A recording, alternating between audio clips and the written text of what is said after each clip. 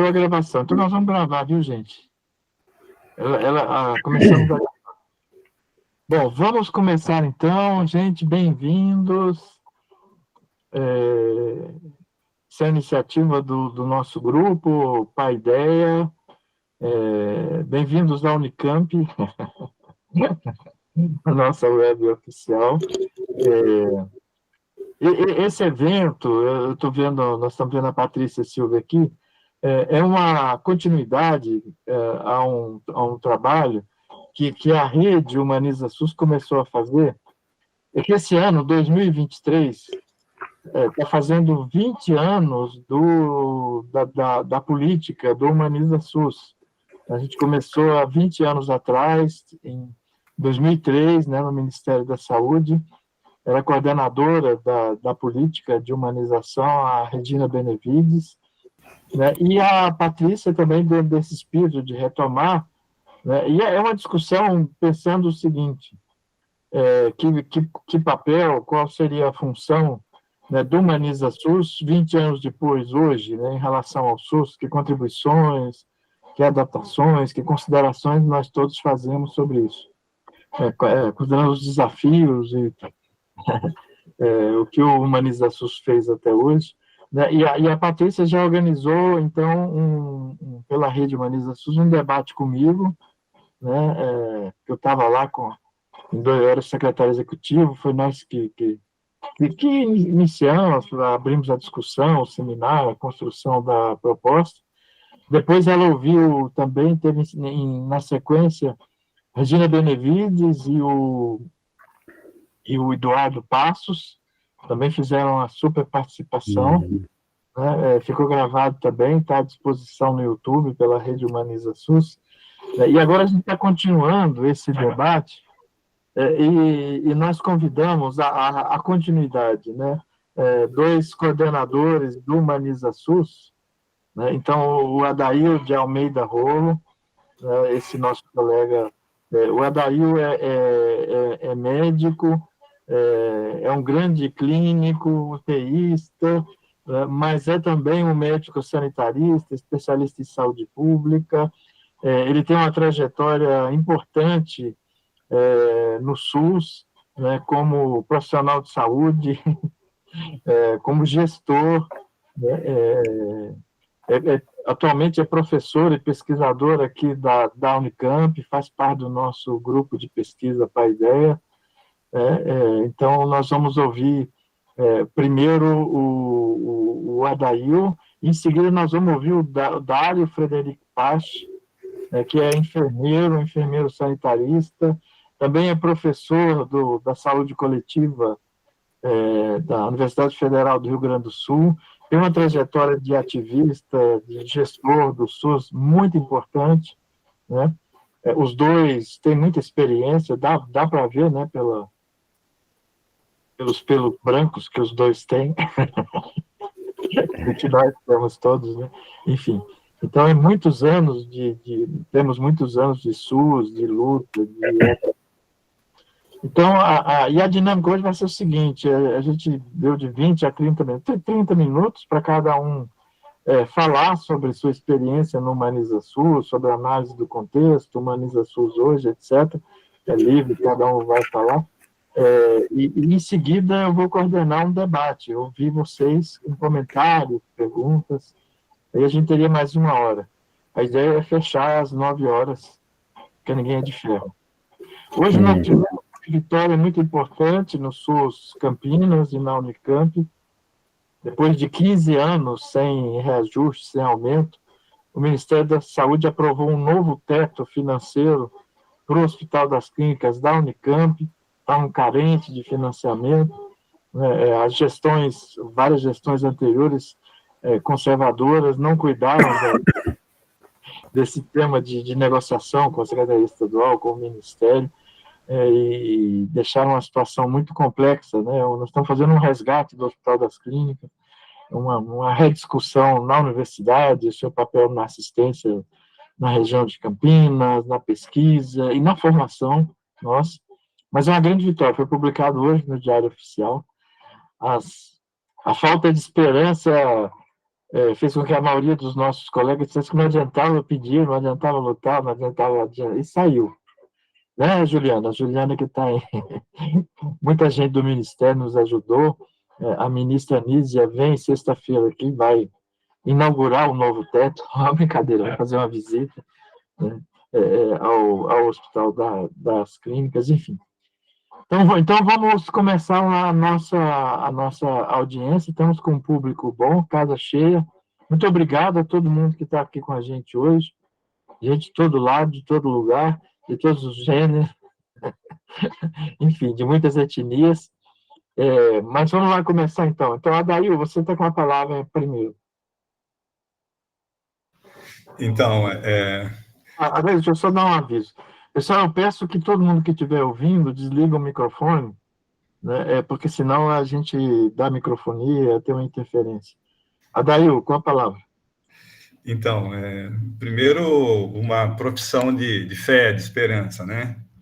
Eu continuo acreditando na PNH como uma potente estratégia de mudança do modelo de atenção e gestão e das pessoas, né? Para que a gente compartilhe nossos territórios vivenciais de forma prazerosa, afetuosa, né? Solidária, né? Então, estamos nessa batalha ainda, né? Ou seja, a luta continua, né, companheiros e companheiras. Outra coisa, quando o Gastão, há um mês atrás, falou disso, né, a cabeça da gente vai, né, volta, né? Então, eu pensei, estruturei uma fala aqui de uns 20 minutos, muito baseado nas recordações que vieram, muito do que ficou em mim, né? Só agora há pouco fui abrir minha caixa de materiais da PNH, o meu arquivo antigo da PNH, e fiquei mais surpreso ainda com o que eu encontrei lá, pela qualidade, pela pertinência das publicações, dos textos, das cartilhas, né? E das pessoas que estiveram nessa caminhada, estão nessa caminhada, né? Pelo valor, né? Enfim, pessoas muito valorosas para a efetivação de uma política pública tão complexa como o SUS, né? Então, a primeira coisa que eu pensei foi o seguinte: por que eu fui parar na política de humanização, né? O que me chamou para a política de humanização, né? Aí eu acho que o grande disparador disso foi o Gastão, né? O Gastão, secretário de Saúde de Campinas.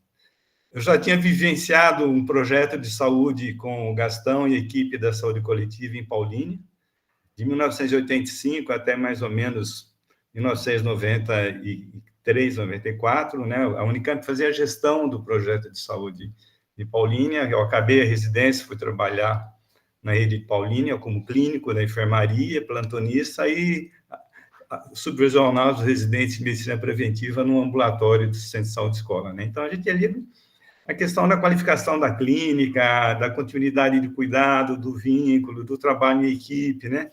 Então, tive professores maravilhosos ali no sentido da prática clínica, né? Pessoas que têm grande contribuição, legado com o SUS, né? Que são da saúde coletiva, a parte já aposentados, não, né?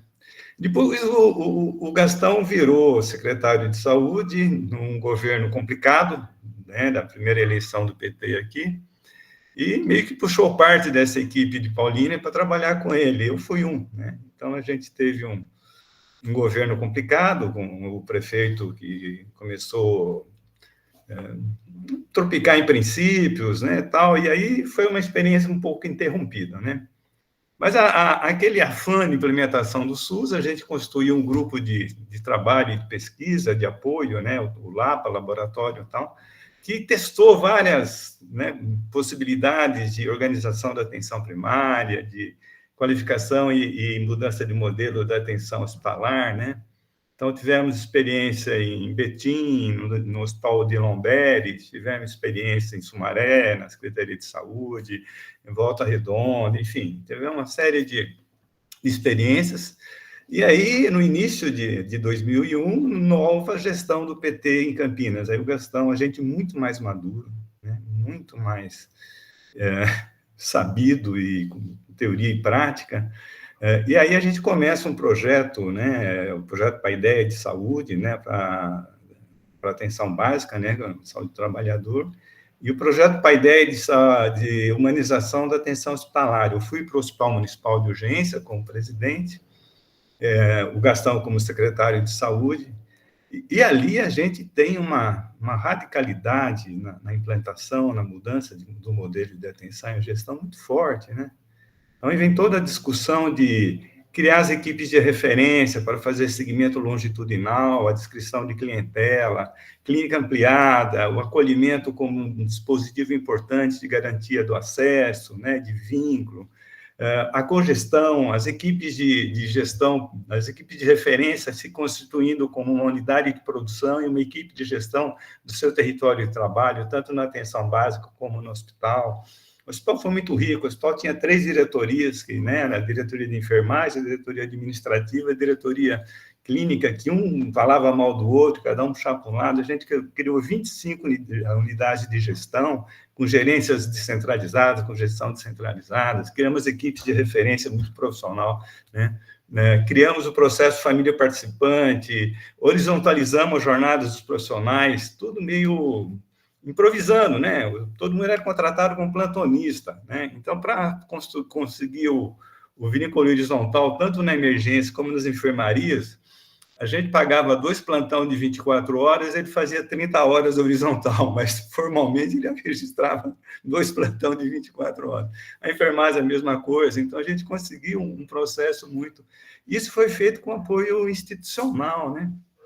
Quem que apoiava a mudança de modelo de atenção no Hospital Mário Gatti? Era a Regina Benevides e o Cipriano Maia. Então, uma vez por mês a gente tinha um apoio institucional. O Dário fazia apoio institucional a um distrito de saúde, se não me engano, é Sudoeste, né, Dário? Que é um... Norte, e depois lá com Tereza, no Sudoeste. No Sudoeste, então E a gente, de fato, estava num pique, né, num pique de trabalho muito interessante, e vendo os resultados, né, tipo, o fato de construir horizontalização por ligados nas enfermarias, né, de conduzir, incorporar equipe muito profissional nas enfermarias, né, incorporamos psicólogo, fisioterapeuta, farmacêutico, a média de permanência, que era 13 dias, caiu para 5, a família participante diminuiu a reinternação de pacientes, enfim, foi uma coisa que...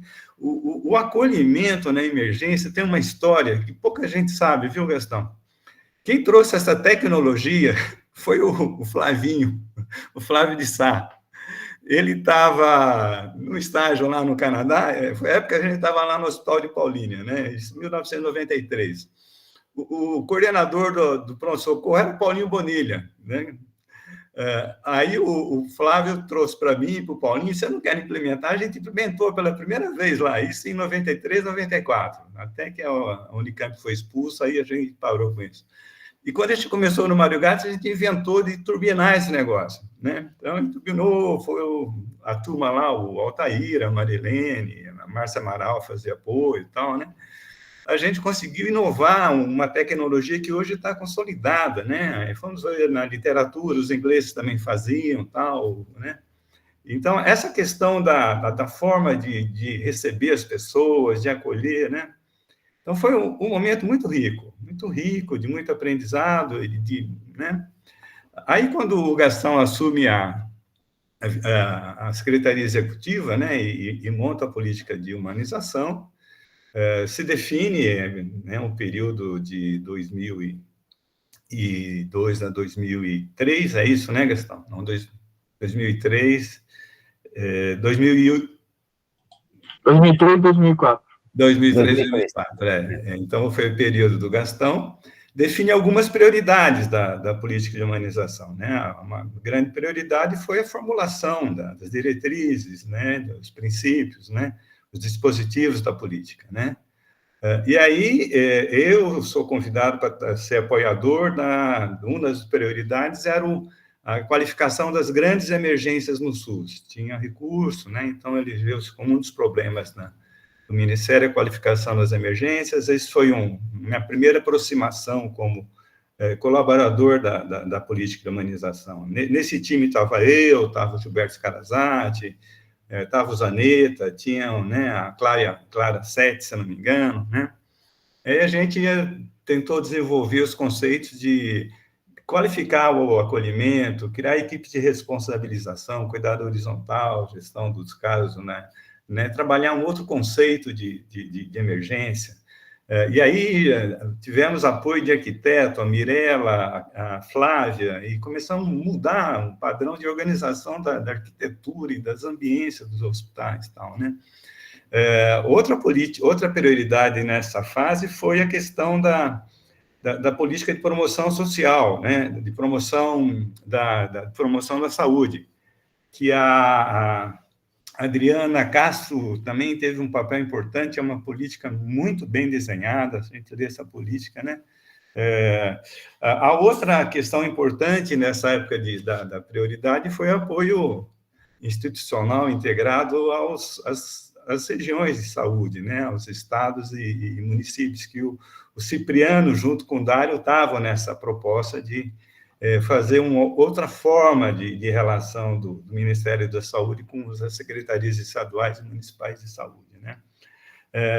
Então, houve uma mobilização importante com algumas prioridades, só que a gente teve um interdito aí, né, o Gastão, pois, pode, né, houve, meu entendimento é que não tinha unidade entre os dirigentes do Ministério da Saúde, né, e houve interrupção da gestão do Gastão, como na Secretaria Executiva, e meio que quase um ano e pouco, a PNH ficou meio congelada, né, ficou sem acontecer nada. O Temporão, quando assume a Secretaria de Atenção à Saúde, a SAS, a gente já tinha tido uma parceria com o Temporão quando ele estava no INCA, né? O Gustavo Tenório tinha ido várias vezes conversar lá sobre mudança de modelo de atenção e gestão, o próprio Gastão, eu também fui várias vezes compartilhar a experiência que a gente estava tendo no Mário Gatti, né? E aí o Temporão faz o contato com o Gastão e pede uma indicação para substituir a quem era a coordenadora da humanização, né? E aí, quando o Gastão saiu, esvaziou a maior parte dos apoiadores institucionais da humanização saíram junto, né? Então, de fato, houve um esfriamento muito grande da política, né? Aí, quando o Temporão me indica como coordenador da política, aí houve um movimento muito interessante, viu? Porque, de fato, a gente conseguiu agregar, trazer de volta muita gente. E com uma vontade de trabalhar, né? Então, a gente conseguiu, assim, juntar gente boa pra caramba, né? Tem um time, assim, de consultores, Ricardo Teixeira, Edu Passos, o Dário, a Rossana Onoco, Bete Barros, Bete Mori, Serafim, a Tereza, Sheila, Estela Matos, Gustavo Teonório, Clara Sete, a Diana Costa, montou um time de gente muito potente para, né? E aí, nessa época, a gente trabalhou muito conseguimos construir um PRODOC. PRODOC é quando você passa dinheiro do Ministério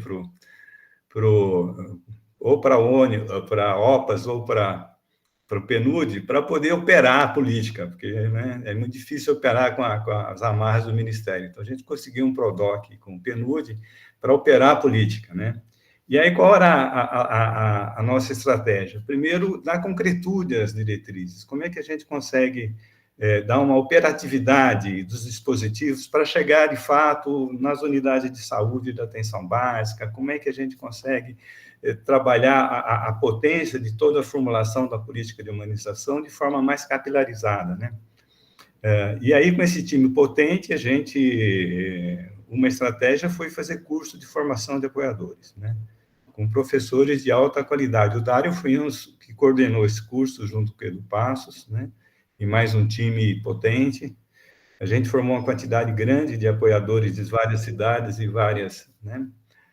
E aí, essas diretrizes de como é que a gente faz uma clínica ampliada, como é que a gente constrói vínculo, como é que qualifica o acolhimento, como é que a gente constrói cogestão, como é que a gente valoriza os trabalhadores, enfim, todo o rol de diretrizes e dispositivos da PNH que são muito atuais, né? Só ler a cartilha né?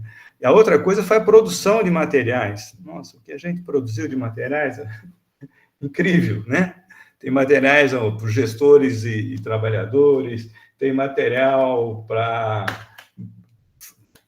implementar o acolhimento na rede básica, na rede hospitalar, tem material para trabalhar a qualificação da ambiência, tem material para trabalhar a família participante, tem material para trabalhar a clínica ampliada e compartilhada, trabalhar os dispositivos da cogestão. Então, instrumentos muito ricos, que até hoje a gente usa em vários cursos, né, da humanização. Então, é uma produção muito rica, né? Até depois houve compilados desse material em grandes livros da política de humanização. Então, tem uma produção muito grande. E, de fato, houve uma capilarização com muitas oficinas estaduais, municipais, né, muita adesão. Então, houve um movimento rico E nessa época, os focos, né, continuaram sendo, né, mudaram um pouco, né, continua a valorização do trabalhador, tem uma agenda importante, inclusive até saiu um livro que o Dário coordenou, né, com o apoio do PNUD, um livro sobre como valorizar os trabalhadores do SUS, um livro bastante robusto, junto com a Beth Barros, que é uma pessoa que tinha um foco importante nisso, né?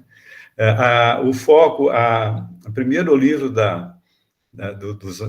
primeiro livro dos núcleos de apoio à saúde dos NASFs, a Tereza, a Bernadette Pérez, o Gustavo Tenório são coautores desse livro, tal, né? Então, houve uma série a gente participava em tudo quanto era grupo de trabalho e de formulação do Ministério e conseguia colocar as diretrizes, né, da PNH. A própria política de atenção básica, né? A política hospitalar, ela tem muito da Política Nacional de Imunização. Então, tem várias. Então, houve uma capilarização e uma transversalização da política nos vários setores, tal, né? Então, o que a PNH conseguiu de formulação e de experiências práticas concretas, muito grande.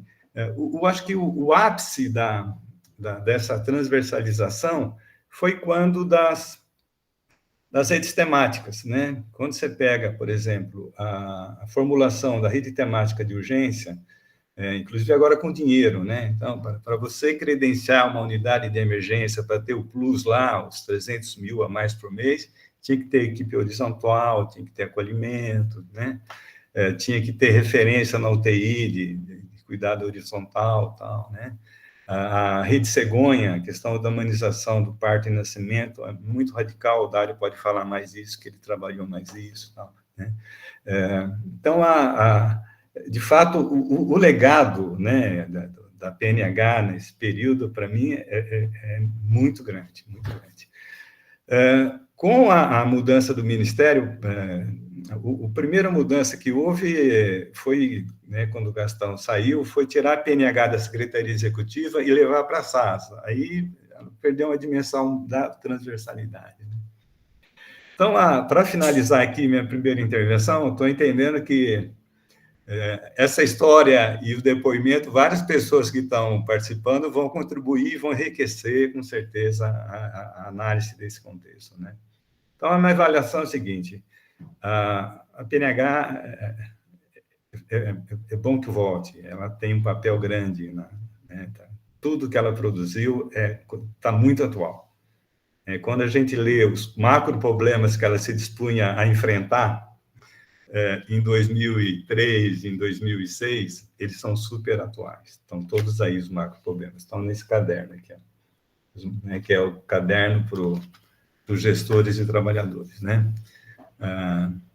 Prática centrada em procedimento, não trabalho em equipe, a não construção de cuidado integrado, né? Enfim, a não valorização da dimensão subjetiva e social do processo de adoecimento e de recuperação, não tratar o cidadão como sujeito do seu próprio tratamento, do seu próprio processo de cura. Então, é muito atual, né? Então, eu defendo que é oportuno que a PNH seja novamente estruturada e que ela fique na Secretaria Executiva. Fica no local que ela, de fato, vai fazer apoio à Secretaria de Vigilância à Saúde, vai fazer apoio à Secretaria de Atenção Hospitalar e Especializada, vai fazer apoio à Secretaria de Atenção Primária, vai fazer apoio a política de pessoal, de gestão do pessoal, né? E principalmente o meu desejo, né, é que, de fato, o Ministério priorize a questão da gestão regional, né, voltar a trabalhar o conceito de rede. A gente trabalhou isso, fez uma portaria, que o Dário finalizou a portaria, eu participei da portaria até a saída da gente em função do acidente que sofremos, né, que aquilo ficou no papel. É muito rico aquela formulação, né, assim como o decreto da regionalização, que, como o Gastão fala, é um risco na água, né? Não houve estratégia nem recurso de implementação. Então, eu acho que se uma das agendas estratégicas que a PNH teria uma grande contribuição seria a questão de valorização da gestão regional, né, da produção de saúde nos territórios em rede, né. A outra é a questão de valorização dos profissionais do SUS, né. Acho que esse é um macro problema que ainda está embaixo do tapete, não virou agenda e tal, e que a contribuição da PNH numa política de valorização, de formação dos trabalhadores do SUS é muito grande, né? Bom, é isso, Gastão. Estamos chutando a bola, acho que consegui falar em 20 minutos. Tem mais coisa que a hora que eu lembrar, eu entro no debate, tá? Obrigado demais, Adail. Grande depoimento. Vamos ouvir o Dário agora? Dário, você com a palavra. Bom, Gastão, obrigado. Queria cumprimentar todas as pessoas que estão aqui conosco, né? Somos quase 80 pessoas que estão nessa sala, Gastão. Consegue reunir muita gente aí com o Grupo Paideia. Queria cumprimentar a Verinha Figueiredo, em nome dela, cumprimentar todas as companheiras que estão aqui na sala. Grande companheira, atuou de uma forma muito importante em todo o período, né? E um grande abraço para o Adail, né? Um querido companheiro, essa doce pessoa e instigante pessoa que é o Adail, né? Eu não tinha pensado em falar pela minha memória, eu teria pensado em fazer um pouco mais uma reflexão, um pouco mais analítica da PNH, mas não sei se vou conseguir, né, nesse momento, depois da fala do Adail. Também está na sala aqui conosco, Gastão, algumas estudantes aqui da URGS, né, de Porto Alegre, do curso de saúde coletiva do 4º semestre. Hoje é meu dia de dar aula, o nosso curso é noturno, e a turma está aqui conosco, então prazerzão que os alunos possam, inclusive, te conhecer, porque você é uma pessoa muito estudada aqui na saúde coletiva, nas nossas disciplinas, que a gente chama de unidades de produção pedagógica, inclusive, né? Você é muito estudado, estudamos humanização, estudamos apoio, todos os dispositivos aí para pensar o cuidado, etc. e tal, né? Acho que nessa sequência do Adail, então, eu entro na sequência do Adail, assumo a política de humanização em meados de 2017, com a saída do Adail, e aí de novo numa recomposição política em torno do grupo todo, né? E aí um dia da sala do Temporão me liga ele, Regina, acho que estava você também numa reunião em Brasília, e me convidam, né? Eu demoro uns 2 meses para conseguir dar a resposta, porque voltar a Brasília não era uma coisa simples, né?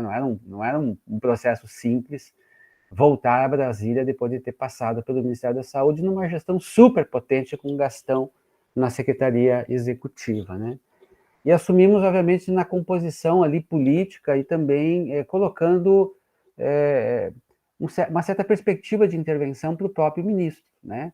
Uma era que nós não entraríamos para uma política para ser coordenadores dentro da SAS, porque era absolutamente inviabilizado. Não sei se vocês recordam, mas a composição do governo Lula naquela época, e para dentro do Ministério da Saúde contemporâneo, era uma composição muito eclética, para não dizer outra coisa, né, com secretarias importantes, com o baixo clero dominando, né, oriundo do Congresso.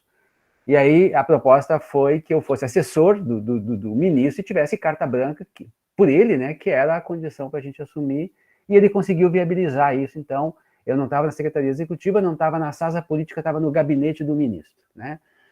A Adail tinha feito uma construção muito importante da PNH, ela é decisiva a gestão do Adail, né? Porque a gente identifica limites de intervenção de uma política tão inovadora como a PNH dentro de uma máquina tão hierarquizada e tão queratinizada como era o Ministério da Saúde, né?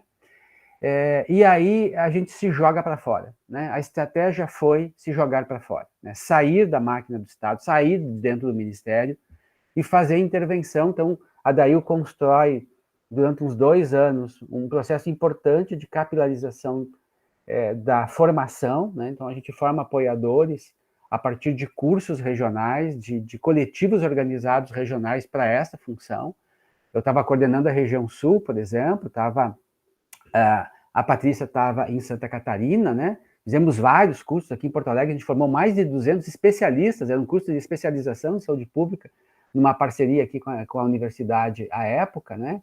Mas foi um grande trabalho eu diria, como eu diria do Passo, né? De estender a malha da PNH para o território nacional, fazer ela comparecer em todos os territórios, né? E aí, com formação de apoiadores e com material formativo que foi produzido com muita qualidade, por muita gente, né? Eu acho que essa é uma característica, né, Gastão? A política de humanização, ela adensou em torno dela um coletivo muito plural, muito diverso, né? Gente de serviço, gente da academia, gente de movimento, gente de ativistas, né? Povo da gestão de serviço. Então, é um grupo muito diverso, né? A minha gestão foi botar a PNH na rua, né? Virar as costas para o Ministério e viramos caixeiros viajantes de espalhar a PNH por esse território como um todo, né? Foi uma experiência muito interessante, né? O Temporão é o ministro mais longevo do Lula na segunda gestão, então nós conseguimos manter aquele grupo com muitos ataques, né? A direção da SAS, por exemplo, era uma pessoa absolutamente ordinária em todos os sentidos, mas contrária à perspectiva da humanização, né?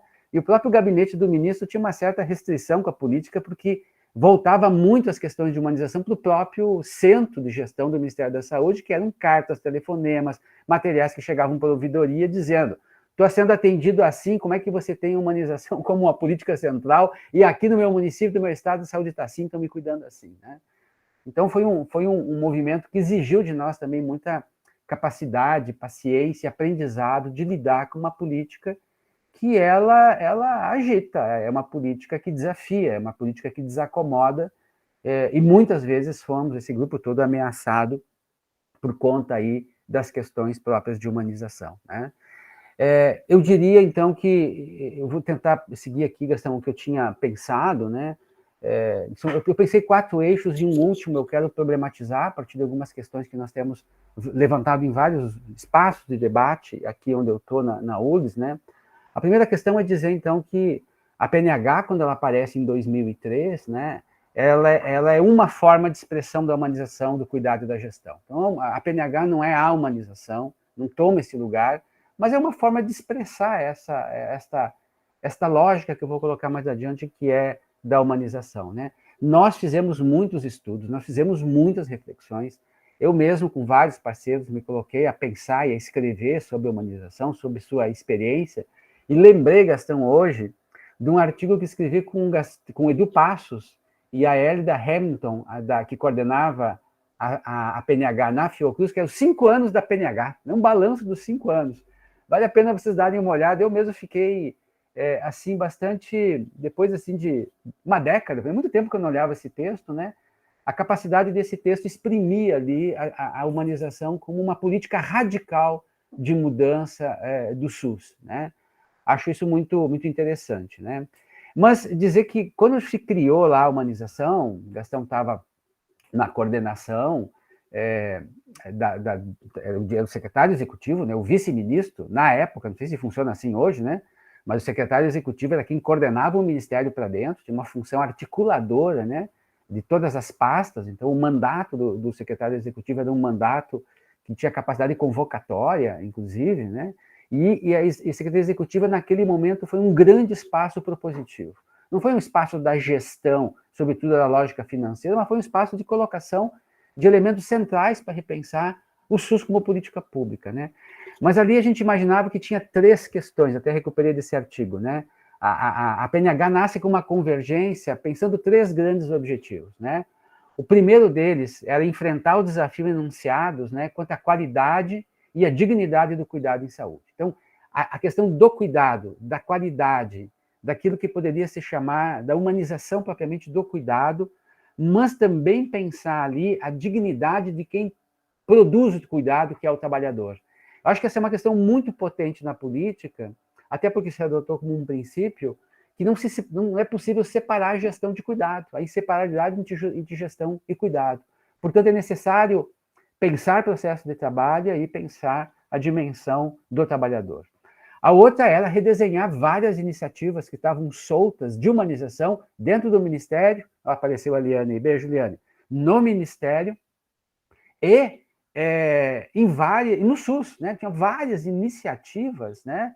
Então, é necessário redesenhar e tomar e articular essas várias iniciativas numa política. Se queria, então, aí uma política. E outra questão central era enfrentar problemas do campo da organização da gestão do trabalho, né? Que se produzia assim, muitos reflexos muito desfavoráveis, né, na vida dos trabalhadores. Quando a gente chegava de início para os trabalhadores falando de humanização da saúde, a gente era recebido com certo espanto, com uma certa ironia, né? Assim, como humanizar a saúde, né?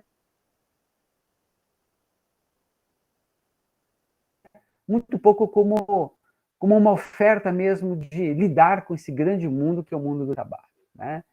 Eu imagino, Gastão, e escrevemos algo sobre isso, né, que a política a humanização como uma política, né, ela nasce numa interface que começa, para mim, há uns 10 anos atrás, né, quando você escreve o Reforma da Reforma, em 92, né, que fala, então, da necessidade da gente talvez fazer uma segunda onda de reforma por dentro do SUS, que a primeira foi a própria criação do Sistema Público de Saúde, mas a outra era a necessidade da gente enfrentar o tema da gestão do trabalho e a gestão das organizações. E por que isso, né?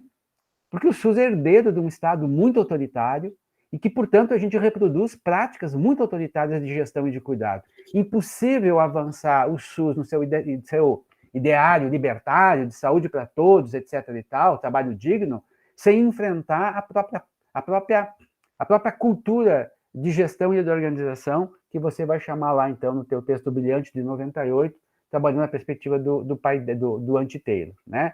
Portanto, é necessário a gente reformar também os modos de cuidar e os modos de gerir.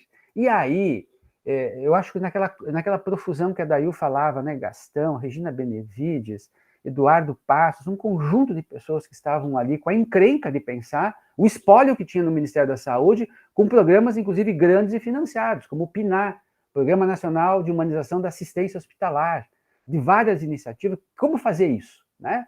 Eu lembro de muitas conversas, né? Vale a pena apostar em humanização? Não vale? É uma palavra, é um conceito, é um significante capaz de acionar uma agenda, né? E na confluência de coisas, né? Gastão foi vencido, né? E a gente foi nessa direção de apostar, né? E Regina, com a palavra humanização, né?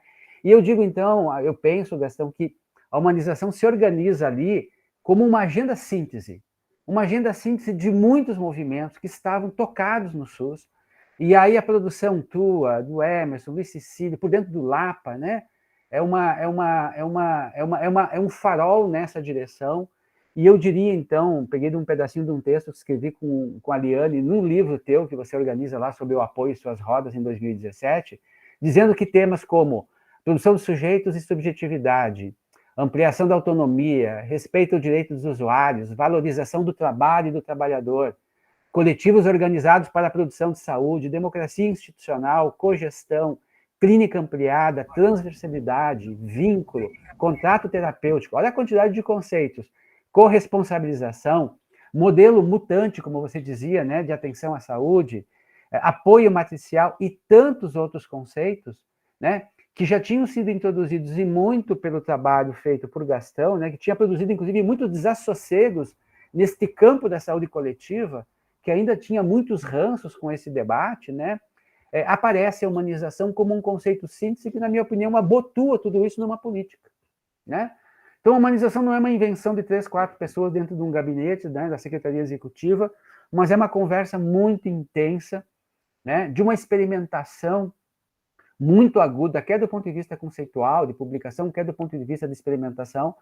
E a Dail falava aí da segunda gestão sobre tudo, né, de vocês aí em Campinas na segunda gestão, né, quando eu vou aí fazer meu doutorado com você, né. Então, acho que essa é uma primeira questão. A humanização se apresenta como uma agenda síntese, né? Por outro lado, para mim uma questão muito relevante, né, é que a humanização ela não bastaria ser um grande arranjo propositivo. Ela tinha uma grande missão e um trabalho importante conduzido centralmente por Edu e por Regina, né, que é apresentar a humanização como um modo de fazer, né, como uma metodologia, né? E depois você, né, vai escrever, inclusive, no Paideia, né, que resulta do trabalho de apoio que o Adail estava falando, né, do trabalho de apoio, o Saúde Paideia, né, aquele livrinho, eu acho que é dos anos 2000, acho, né, Gastão, que você lá vai apresentar, então, os 10 passos, depois tornado em 8 passos, né, metodológicos com o apoiador, né? Mas essa ideia do método é reconhecer, então, a complexidade do jogo político nas entranhas do Estado, dentro do Ministério da Saúde e nas instituições de saúde, né? E que, portanto, precisávamos de um método que fosse capaz de lidar com essa questão, inclusive de superar uma certa perspectiva, né, de antagonismos, de enfrentamentos, que eu diria como se a gente tomasse a perspectiva do outro como um inimigo, né, e se constituiu um método da PNH que apostou muito numa perspectiva agonística, né, de reconhecer adversários, e que a humanização, então, era uma maquínica de colocar diferentes sujeitos que estão em situação de trabalho, em contato nas rodas, e ali acionar uma perspectiva de não de escondimento das diferenças, mas de trazer à luz, trazer à mesa as diferenças e compor nela, né? Então, eu acho que essa é um legado da humanização, porque nenhuma política até então tinha se apresentado no SUS num certo modo de fazer. Como é que a gente faz saúde da família? Como é que a gente faz política hospitalar? Que nem tinha política hospitalar, que vai ser bem mais tarde. Mas como é que a gente faz, né? A política de humanização, caudatária de muitas políticas, sobretudo do campo da saúde mental, apresenta, então, um método, né? E ela vai dizer, né? O método da tríplice inclusão. Tem que incluir as pessoas, tem que incluir sujeitos, movimentos, redes sociais, que inclusive sustentam o SUS, e a necessidade, e aí do ponto de vista político-ético, de a gente suportar que essas inclusões vão trazer tensionamentos para o campo. Botar o usuário na dimensão da clínica não significa, né, que esse sujeito vem necessariamente para ali ser adestrado para a nossa perspectiva clínica, mas vem para disputar a clínica com a gente. Colocar o trabalhador na gestão não significa ali um espaço, mais um espaço, né, da gente sobrepor a perspectiva do trabalhador à lógica institucional, mas significa acolher, inclusive, a perturbação que esses trabalhadores vão trazer para a gestão. Portanto, trazer isso para a lógica da política como método da PNH, para mim, isso é absolutamente um grande ensinamento, e acho que, inclusive, falta muito na perspectiva das políticas hoje, né? E aí pega um trechinho de um texto, que eu acho que está nesse livro que está com a Liane, que a gente escreve assim, né? A PNH não se diferenciaria de outras políticas se fosse definida apenas pelo seu atual cardápio de ofertas. Isso é que eu falava lá de uma agenda síntese. A PNH é, antes de tudo, uma oferta metodológica e informa sobre um modo de fazer que se realiza pelo método da tríplice inclusão, dos sujeitos, etc. e tal, como falei aqui, né?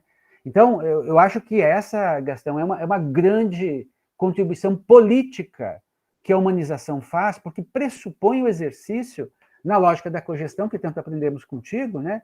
No exercício de implantar uma política que se quer transformadora por uma perspectiva não violenta, né? Que eu acho que é, inclusive, algo muito desafiador colocado nos dias de hoje. Como, né, inclusive, o nosso campo da gestão, por dentro do campo da saúde coletiva, tem se nutrido de uma experiência, muitas vezes, de uma gestão que se quer comunicativa, participativa, cogestionária, mas se utiliza de práticas violentas de gestão, né? Um terceiro ponto, e depois eu estou terminando, né? Acho que um outro importante contribuição é que a política de humanização foi obrigada a tomar o tema do humanismo, da humanização, do tema da produção de subjetividade, né? E aí, nesse encontro, Gastão, que para mim era histórico, né? O encontro teu com Regina Benevides, né? Regina Benevides vai fazer o pós-doc dela contigo, acho que em 99, né? 2000, alguma coisa, acho que é por aí, né? vai fazer o pós-doc dela com o Gastão, no hospital, como chama o hospital? Sempre esqueço o nome do hospital lá, em Sousas, né? Um hospital, o antigo hospital psiquiátrico, né? Onde vocês estão experimentando ali um modelo de gestão à la Bordi, assim, né? A experiência, né, que vinha do Anchieta, de Santos, mas que também vinha uma experiência na França, né, de pensar uma outra gestão dessa instituição psiquiátrica, colocando usuários e familiares na gestão do hospital. E aí tem uma grande, eu acho que daqueles encontros históricos, né, que potencializou a agenda, porque Regina traz essa discussão do campo subjetivo, né, da militância dela na saúde mental, e o encontro contigo no encontro da gestão. Lembro de aulas memoráveis, né, tua, né, e com a participação da Regina, então, no seu estágio docência, né, que foram absolutamente iluminadoras daquilo que a gente foi fazendo mais tarde, né. Mas então a gente compreender, né, modos de subjetivação, que a produção de subjetividade é algo multivetorial, que nós nos constituímos propriamente humanos na experiência e nas relações que construímos e que somos submetidos, e, portanto, não existiria, né, uma espécie de humano essencializado, um humano primeiro, em si mesmado, né, mas um humano que é produzido na experiência.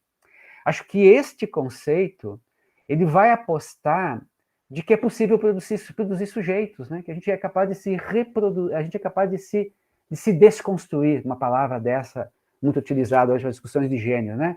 A gente é capaz de se reconstruir, de ser desconstruído e de ter uma reconstrução subjetiva.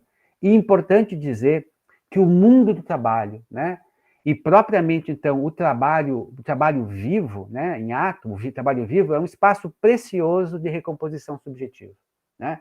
Então, quando a PNH toma por objeto o mundo do trabalho, né, e diz que aquilo que a gente poderia nominar de descuidado, de desumanização da gestão e do cuidado, não como algo primeiro, mas como decorrente de modos de organização do trabalho e modos de organização de gestão, esse conceito de subjetivização vai abrir espaço de que é possível mudar isso, né? É possível produzir novos sujeitos na cena do cuidado. Eu acho que essa é uma grande questão também ética, política da humanização. Por fim, e aí talvez eu possa não ter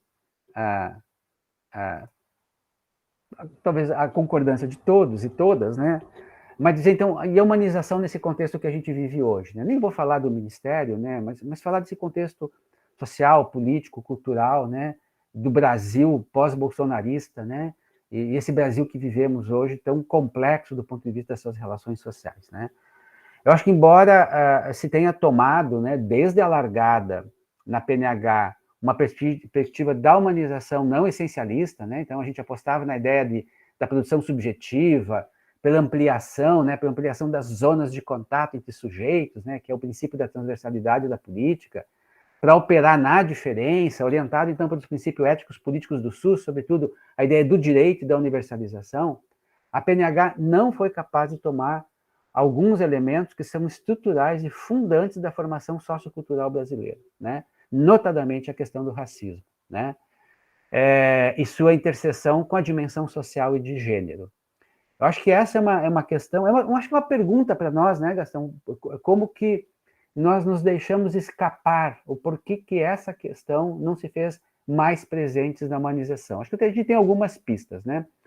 Mas acho que a perspectiva, então, decolonial, né, no Brasil, ela é contemporânea à formulação da PNH, né? Essa perspectiva decolonial é dos anos 90, do início dos anos 90, onde esses conceitos, né, o tal giro decolonial vai se apresentar como uma perspectiva de disputa de episteme no mundo acadêmico, mas ele chega em 2010, chega nos anos 2000 no Brasil, né? É quando a gente está formulando a PNH, né? Em boa parte das universidades, e mesmo nas esquerdas brasileiras e nas políticas públicas, esse giro decolonial não se fez comparecer, né? Situação que se alterou muito na última década, porque essa questão virou uma temática central, né? Sobretudo, acho que nos últimos 5, 10 anos, uma temática central, né? Portanto, eu acho que é absolutamente necessário a gente incluir a crítica, né, nas nossas formulações, nas nossas intervenções, a racialização, né, da formação sócio-histórica brasileira, né, sustentada, obviamente, né, pelos privilégios dos não racializados, né? Racializados sempre são os outros, né? O racismo nos constitui, né? E ele, quem sabe, foi obstruído na PNH pela nossa própria não questionamento da nossa própria branquitude como formuladores, né? E o coletivo inicial aí da PNH e o que sustentou a PNH na sequência, né? O racismo como modo de operação, como racionalidade da política, como operador de subjetivação, deve ser tomado como uma pauta nossa, né? A política de privilégios, de um lado, né, e a subalternização de parte considerável da população, despojada de futuro, não pode ser não tomada por nós, né? Eu lembrei de uma frase da Isildinha Batista Nogueira, que é uma pessoa muito importante nessas reflexões, né, onde ela diz: somos todos racistas. Então ela está falando de nós todas, todas e todos, brancos e pretos, indígenas, somos todos racistas, né? E, portanto, uma humanização que não parta e não considere essa condição como estruturante da nossa existência, como produção da nossa humanidade, que deve ser, então, questionada e reposicionada, uma humanização que não faça isso, ela não pode operar, vai ter muita dificuldade de operar, como um instrumento de construção de uma sociedade mais justa e mais pluridiversa, né? Isso vale também, não consegui me estender aqui sobre isso, sobre as questões de gênero também, né? Para finalizar, eu não estou dizendo, gente, que isso não compareceu na perspectiva da humanização, né? Essas questões raciais e de gênero, elas estiveram lá, né? Na formulação no início dos anos 2003, 2004, né? Mas ela incluiu o tema do racismo institucional, né? A PNH talvez seja a primeira política a incluir a temática do enfrentamento do racismo institucional no serviço de saúde. Nós temos escritos dos anos 2003 sobre isso, né? Mas, por alguma razão, não teve força histórica, né, de tomar esses elementos como centrais na sua agenda. Para terminar, esses dias eu respondi uma pergunta de uma instigante aluna que está fazendo doutorado, o mestrado dela, eu acho, em saúde coletiva, Gastão, e ela está estudando aquele caso da Aline Pimentel, que é uma mulher preta que morreu de morte materna nos anos 2000 na Baixada Fluminense, né, em Belfort Roxo, no hospital. E o Brasil foi condenado pela CEDAW, que é a Comissão, né, de Enfrentamento de Todas as Violências contra as Mulheres. O Brasil foi condenado, né? E fizemos todo o ato de reparação simbólico, criamos a política de... A Rede Cegonha está nesse esforço, né, de colocar como uma contraposição a que isso não aconteça mais, e teve também uma reparação financeira para a família. Mas me diz essa aluna, né, vocês pensaram a Rede Cegonha como uma política para mulheres brancas. Eu fiquei, obviamente, né, meio quase reativo com essa perspectiva, mas, de fato, quando a gente vai olhar a Rede Cegonha, que trata a questão do racismo institucional, nós não conseguimos dar uma tônica de que, em relação a tudo que a gente possa imaginar da saúde materna e saúde da mulher, em relação ao aborto, a qualidade da atenção, a qualidade da atenção obstétrica, ela pesa muito a questão racial, ela é determinante na qualidade do cuidado e no acesso. E, portanto, a gente deve tomar isso com uma perspectiva aguda na política sobre o risco dela ser uma política que não vai enfrentar aquilo que é o mais fundamental, que é populações que são muito desprotegidas, nesse caso aqui as mulheres negras. Vou parar por aqui nessa minha primeira intervenção também, acho que já me alonguei bastante, né, para a gente abrir aí para as companheiras e companheiros. Obrigado, Dário. Excelente, né, gente? Eu vou propor o seguinte, que vocês se inscrevam para comentar, para falar. Vamos ouvir uma série de pessoas que comentar, e depois eu volto a palavra para os dois.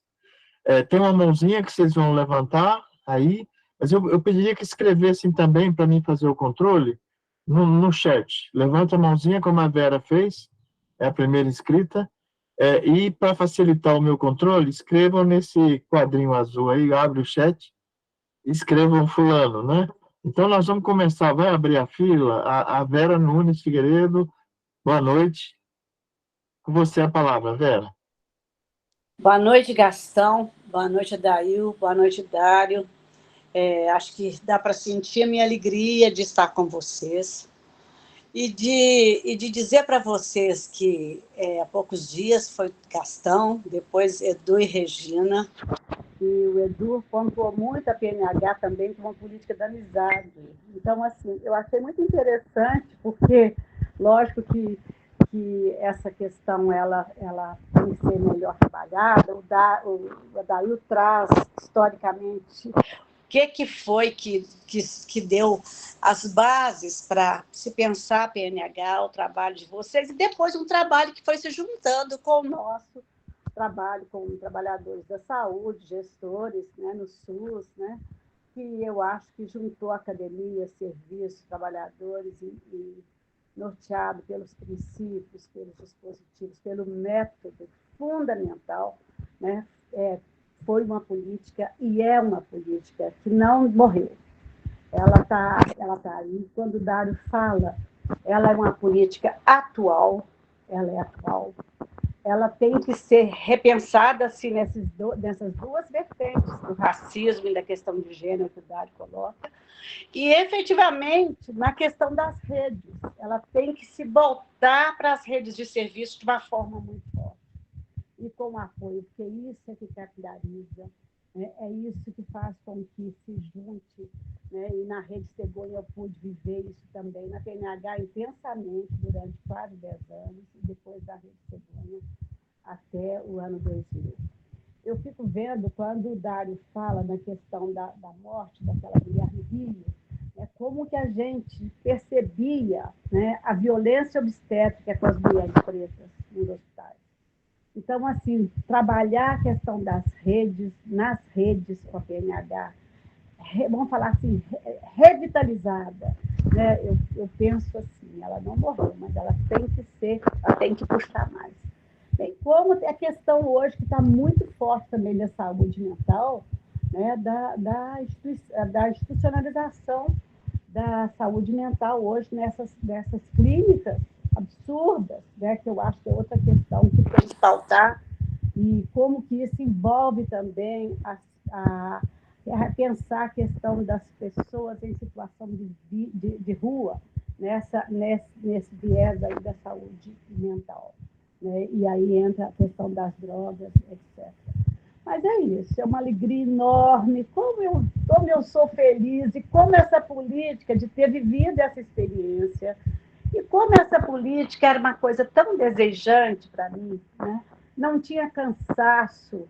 Vai para o Acre, vai para Salvador, vai para Palmas, hoje eu estou aqui em Palmas, a casa da minha filha, vai para o Rio Grande do Sul, né, Dário? Vamos lá. Então, assim, que coisa mais maravilhosa. Não tinha cansaço, era aquela alegria de ver um movimento de mudança. PNH, para mim, é uma política que foi fundamental para a mudança do modelo de atenção, do modelo de gestão. Então, é muito bom estar com vocês aqui. Patrícia, continua firme, vamos lá, né? Porque a rede pode ainda ganhar mais potência, né, do que é hoje ainda. É isso. Beijo para vocês, muito obrigada por este momento tão maravilhoso, tá? Gastão, eu sou sua tiete, viu? Beijos, Dário, Adail, meus grandes companheiros, gestores, com os quais eu tive muita alegria de trabalhar, viu? Tchau. Obrigado, Verinha. Obrigado, Vera. Alguém mais se inscreveu ou não? Que eu não vi. Tem muita gente aqui. Alguém mais quer comentar? Antes de devolver a palavra. Enquanto vocês criam coragem, a Patrícia levantou a mão. Patrícia. Oi, gente. Boa noite. É um prazer estar aqui novamente com vocês. Como o Gastão falou, a gente iniciou essa discussão porque temos sido provocados na rede Humaniza SUS. A PNH não vai voltar? Como assim? Tem um novo governo, Lula, e a PNH não está, né? É uma discussão que vive nos provocando. E foi muito bom ouvir aí o Dário, porque foi justamente a época que eu me encontrei no PNH. Né? Comecei lá no curso de apoiadores em 2006 e queria só retratar esse momento histórico do quanto foi importante para os trabalhadores do SUS se encontrar com essa política, que eu digo que é a política da esperança, a política que o SUS faz sentido na minha vida, né? Então, assim, e não só na minha vida, Patrícia, mas de um monte de trabalhadores, né? Porque foram muitos formados nessa época e muita gente que continua atuando. Então, realmente essa aposta na formação foi algo muito acertado, né? Porque até então era uma distância muito grande do Ministério da Saúde para os trabalhadores do SUS, né? Era uma coisa muito longe, e de repente o Ministério estava com a gente, na nossa porta, né? E vivenciando o nosso dia a dia. Então, acho que isso foi fundamental. E pensando nisso, né? Pensando no legado que ficou, a de humanização desde 2008 segue forte, né? Fazendo esse para fora que o Dário tanto falou, né? O Dário foi um grande apoiador da Rede Humaniza SUS desde o princípio. A Dail chamou Ricardo Teixeira para fazer aí alguma coisa nesse sentido da comunicação, para fazer essa disputa de sentido com as manchetes do jornal que falavam só mal do SUS, né? E aí eu lembrei até ali do bate-papo que na época tinha o Orkut já estava contra a humanização, porque dizia que era mais trabalho para o trabalhador do SUS, era só olhar para o usuário, e a gente foi conseguindo desmistificar isso, né? Incluir o trabalhador, e aí vem essa fala que o Dário trouxe bem importante, assim, de sair do ministério, olhar para o trabalhador, estar junto com ele, né? E eu acho que ele e elas, né, todos os trabalhadores, e aí a Rede Humaniza SUS, então, faz esse de fora, se comunicando, né, ampliando essa comunicação, disputando esse espaço de comunicação com as grandes empresas de comunicação de massa, e estamos aí até hoje, né? Sustentado pela militância, a gente não tem nenhum vínculo financeiro com nenhuma instituição, são as pessoas que acreditam na rede que a sustentam, né? E na época, essa decisão de ser .net, né, redehumanizasus.net, não .gov, é que determinou esse nosso futuro hoje, né? Esse momento que a gente está vivendo hoje, porque se a gente fosse tudo que foi .gov foi destruído já no governo Temer, né? Então, comunidade de práticas, né, foi apagada, que era uma coisa super importante, ainda tem algum resquício ali dentro da Fiocruz, mas muito pequeno, né? Então, assim, e o fato da gente ser .net nos ajudou a seguir fora do Ministério, isso foi bem importante, né? Então, eu acho que numa recriação, é importante a gente continuar .net, é importante a gente continuar né, assim, continuar fora, fazendo essa militância e, ao mesmo tempo, apoiando essa reestruturação, reformulação da política de humanização, que é importantíssima. Eu acho que o SUS precisa da humanização, com certeza. Obrigada, Ivo. Alguém mais quer comentar? Está aberto as inscrições.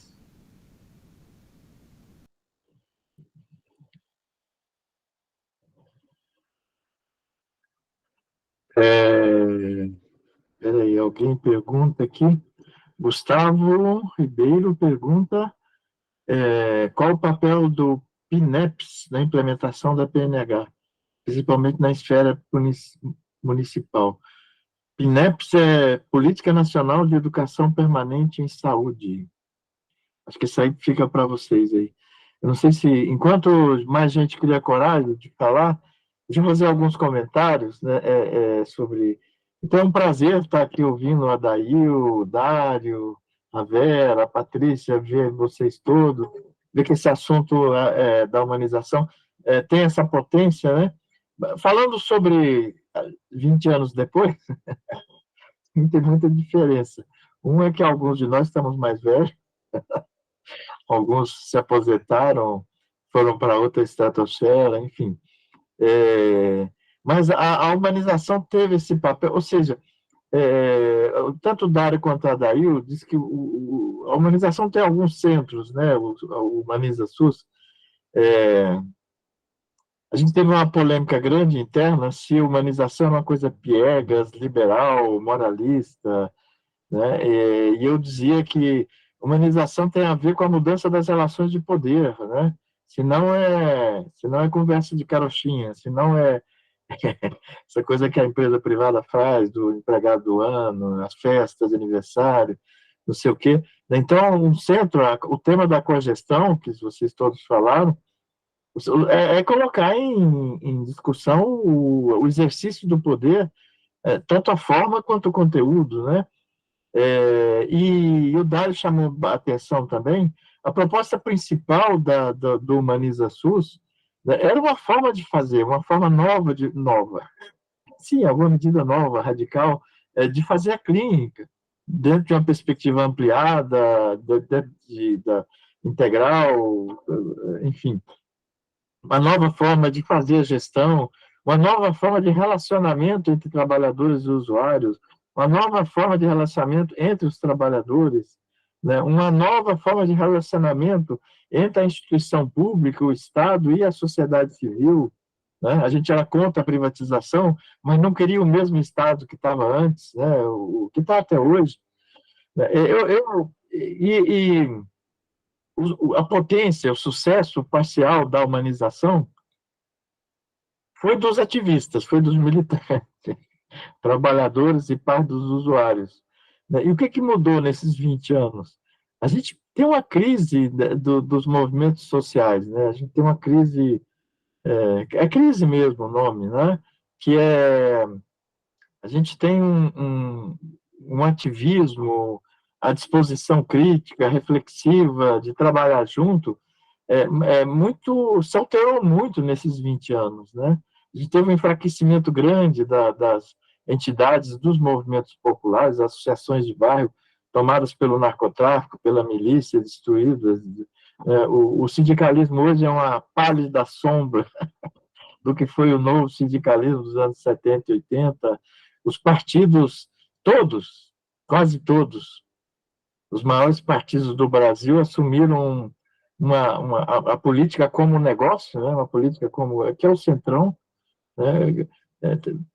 40% do investimento do SUS é controlado pelos deputados federais e por prefeitos, fora dos planos regionais, fora das prioridades.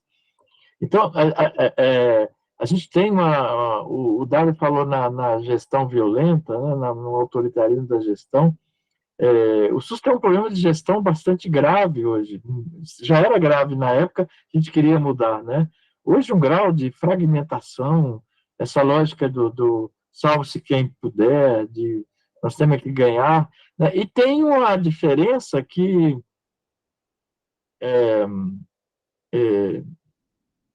é importante, né? Essa crise dos movimentos sociais, dos sujeitos coletivos, etc., é uma crise também das políticas públicas, né? Perspectivas bolsonaristas lá na Argentina, agora o narcocapitalismo, né? Enfim, são antirregulatórias, né? São anti-saúde pública, são anti-escola pública. Eles serem assim, sempre tivemos, né? Mas puxam votações de 30%, 40% da população, e entre a população pobre. No Brasil, conseguiram uma influência grande nas igrejas evangélicas, né, a tal teologia da prosperidade, né, o empreendedorismo como cultura, uma desconfiança muito grande com a política, com todas as formas de política, não só com os políticos, que de fato têm essa perspectiva, né, e promessas de educação pública, de cidade saudável, de direito universal à saúde, que se cumprem de forma muito precária, né? O SUS avançou muito, mas se a gente pensar no que vive quem depende do SUS, né, no acesso, no maltrato, no racismo institucional, né, em todas essas coisas, é até muito diferente. A gente tem movimentos sociais hoje, né, que os movimentos sociais de base mais fortes é o feminismo, o movimento das mulheres, e o movimento negro antirracista, que tem uma forma de operar diferente do que a gente propunha. Essa coisa de trazer as diferenças para compor, você não vê homem no movimento feminista das mulheres. A dificuldade de você ver branco no movimento antirracista negro é muito difícil, né? Então, assim, a gente tem uma dificuldade de compor esses movimentos, né? E no caso eu acho que a determinação estrutural do racismo no Brasil, a história da escravidão, dessa opressão, do preconceito, eu acho que tem uma determinação muito forte na forma de fazer política, no desprestígio de mais de 50% da população brasileira, no extermínio da população indígena, é extermínio mesmo, né, da população indígena. Então, ou seja, nós temos um contexto, eu acho hoje mais difícil, apesar do Brasil estar mais rico, a economia cresceu mais, né, apesar do SUS ter crescido bastante, apesar da escola pública ter uma cobertura de 70% da população, né, uma quase universalização do ensino fundamental, um acesso muito grande no médio e um abandono, né? Nós temos a violência na escola, a violência institucional, a dificuldade da intersetorialidade, de agregar a nossa luta dos trabalhadores do SUS com a luta dos professores públicos, das universidades, do ensino médio, do ensino fundamental, né, do SUAS, enfim. Então, acho que a gente tem desafios que não que a gente precisa redefinir os desafios de construção da humanidade. Como é que a gente vai redefinir, né, esses princípios? Como é que essa diretriz, essa convivência, essa experiência, né? Então, Patrícia, amanhã ou depois, a Unicamp devolve para nós a gravação, né? Eu vou pedir o pessoal nosso, a Karina, o pessoal que está fazendo, para depositar essa gravação da Unicamp na rede Humaniza SUS, é onde tem que ficar. A nossa net também, esse encontro nosso, tá? Obrigada, muito bom. E eu vou devolver a palavra para o Adail e para o Dário, e para eles já comentarem, a gente já tem um assunto, né? Só me dá então, já que você tocou no assunto, eu coloquei ali no bate-papo o link para as lives que nós fizemos com você, com o Edu e a Regina. Se o pessoal quiser assistir depois, né? Eu acho que é bem complementar ao que nós estamos conversando aqui. Isso, no chat tem vários links sobre documentos e as conferências, os debates, etc., né, que estão no nossa biblioteca, a nova não, a antiga biblioteca, que precisa ser reforçada. Nós temos que agregar novos textos, tudo a Humaniza SUS. Adail, vou te devolver a palavra. Seu microfone está desligado, Adail. Primeiro, um abraço para a Lília Escócia, que era também do time da pesada aí dos apoiadores, né, dos consultores. Muita contribuição, pessoa super doce lá de Aracaju. Um abraço, viu, Lília? Muita concordância com a análise do Dário, viu? Acho que, de fato, ele traz uma profundidade de análise da época e do contexto muito pertinente, né? O Gustavo Ribeiro, a educação permanente é uma das estratégias da PNH, né? Acho que quando a gente lê a política de educação permanente, as confluências com a PNH são muito grandes. Eu recentemente fiz essa leitura, tal, né? A grande questão que eu acho, né, o espaço de reflexão dos profissionais, dos trabalhadores do SUS sobre sua prática, né, ele tem que ser recheado com a tríplice inclusão, né? Então, na lógica de trazer também a perspectiva do usuário, do gestor, né? Trabalhar com a perspectiva de acolher demanda, mas também fazer oferta, né? Eu acho que isso é um dispositivo importante do apoio institucional, né?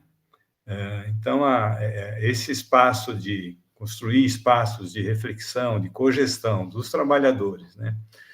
Com o usuário, com os gestores, e ter espaços singulares dos trabalhadores, mas no espaço singulares de EP dos trabalhadores, está colocando outros olhares sobre o trabalho, o resultado, o papel do apoiador institucional que está conduzindo a IP, de criar atenção incômoda em relação ao que nós estamos fazendo, o acolhimento, que resultados o nosso trabalho está tendo, né?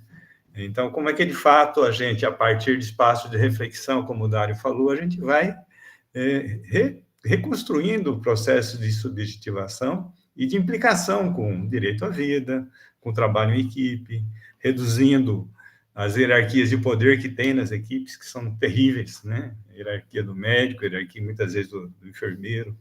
Então, como é que a gente, de fato, usa o espaço de forma que é atenção, a EP é um espaço de tensão, mas como que a partir do espaço de tensão a gente recontrata encargos, né, responsabilidades no sentido da tríplice inclusão e das finalidades da produção de saúde, né, de garantir qualidade de vida, inclusão, acesso, desenvolvimento, aprimoramento das pessoas que produzem saúde, né?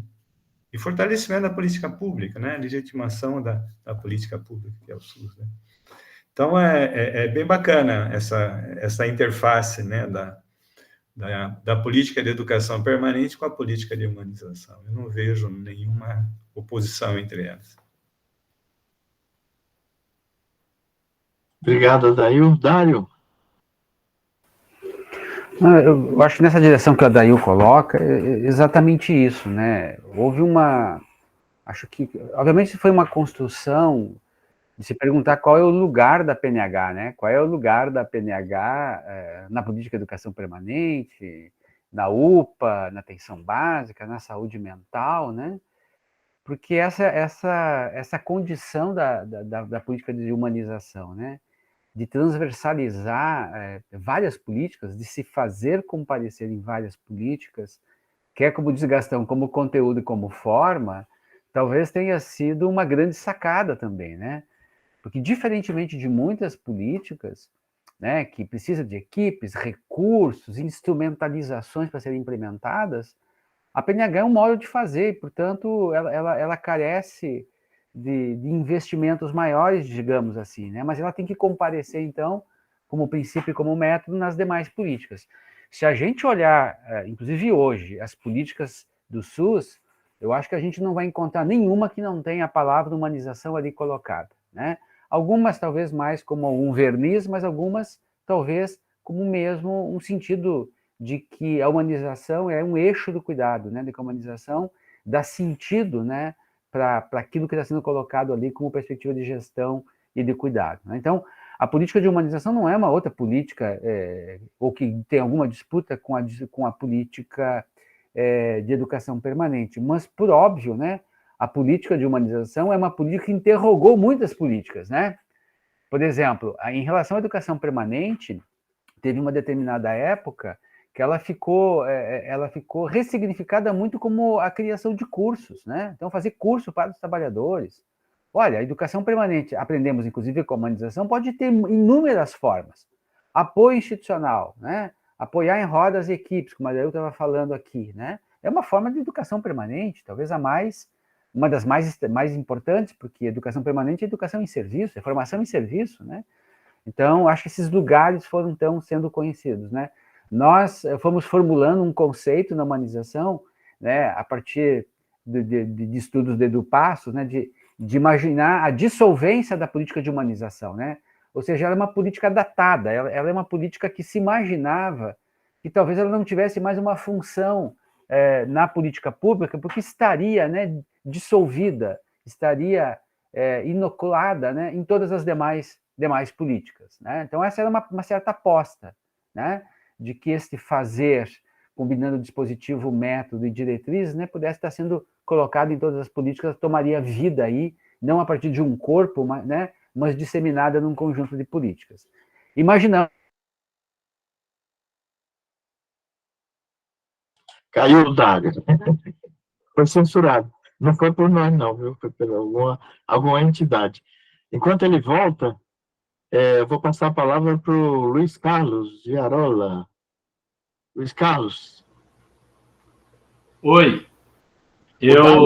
O Dário caiu, coitado. Eu sou meio peixe fora d'água aqui, porque eu não tenho experiência de administração, de planejamento, né, em saúde, mas eu sou um sanitarista roxo.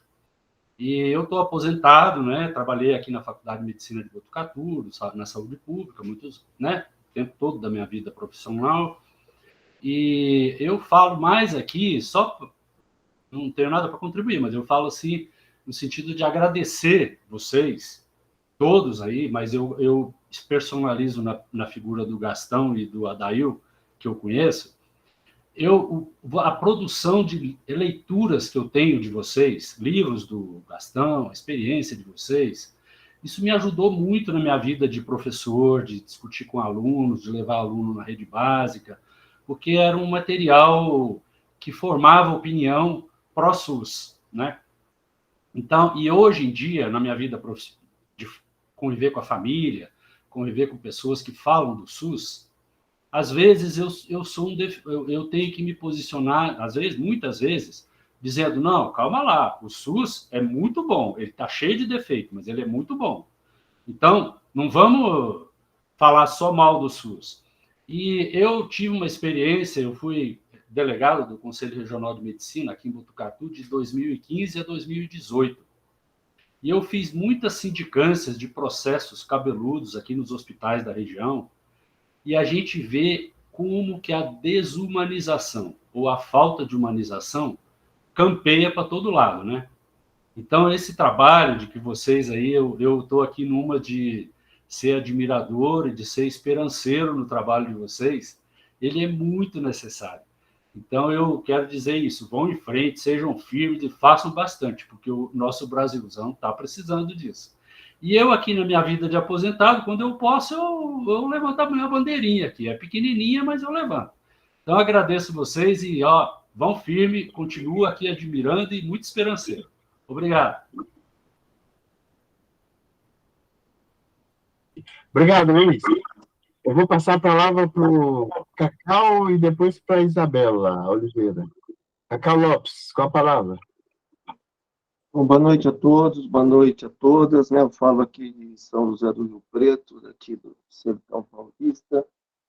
E queria, não tem resposta, mas tentar colocar alguns problemas. O primeiro problema é com relação à humanização e racismo. Acho que se a gente pensar do ponto de vista histórico, mesmo não sendo Foucaultiano, a gente vai dizer que a humanização nasce em si racista, cristã, eurocentrada, né? Então, eu acho que a gente precisa...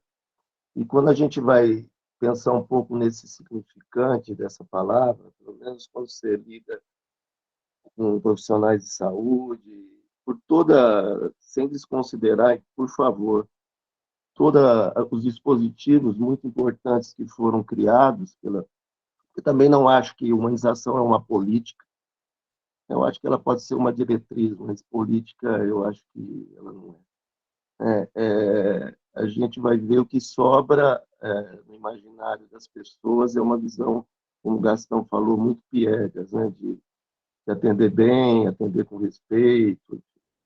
Agora, e a outra coisa é quando a gente entende humanização e processo de trabalho. Eu acho que muitas vezes, a gente se restringe, e não estou falando esse grupo aqui, do qual eu estou tendo a felicidade de participar, a gente restringe o trabalho em saúde de todos os profissionais muito numa perspectiva de uma profissão que quase é uma profissão missionária, e criamos uma série de dispositivos muito válidos do ponto de vista de humanização, educação continuada, mas e eu sei que nenhum de nós aqui abandonamos essa luta, mas quando a gente vai analisar o trabalho médico como trabalho, o que a gente vai ver, em que pese todo esse nosso esforço, ele está sofrendo um processo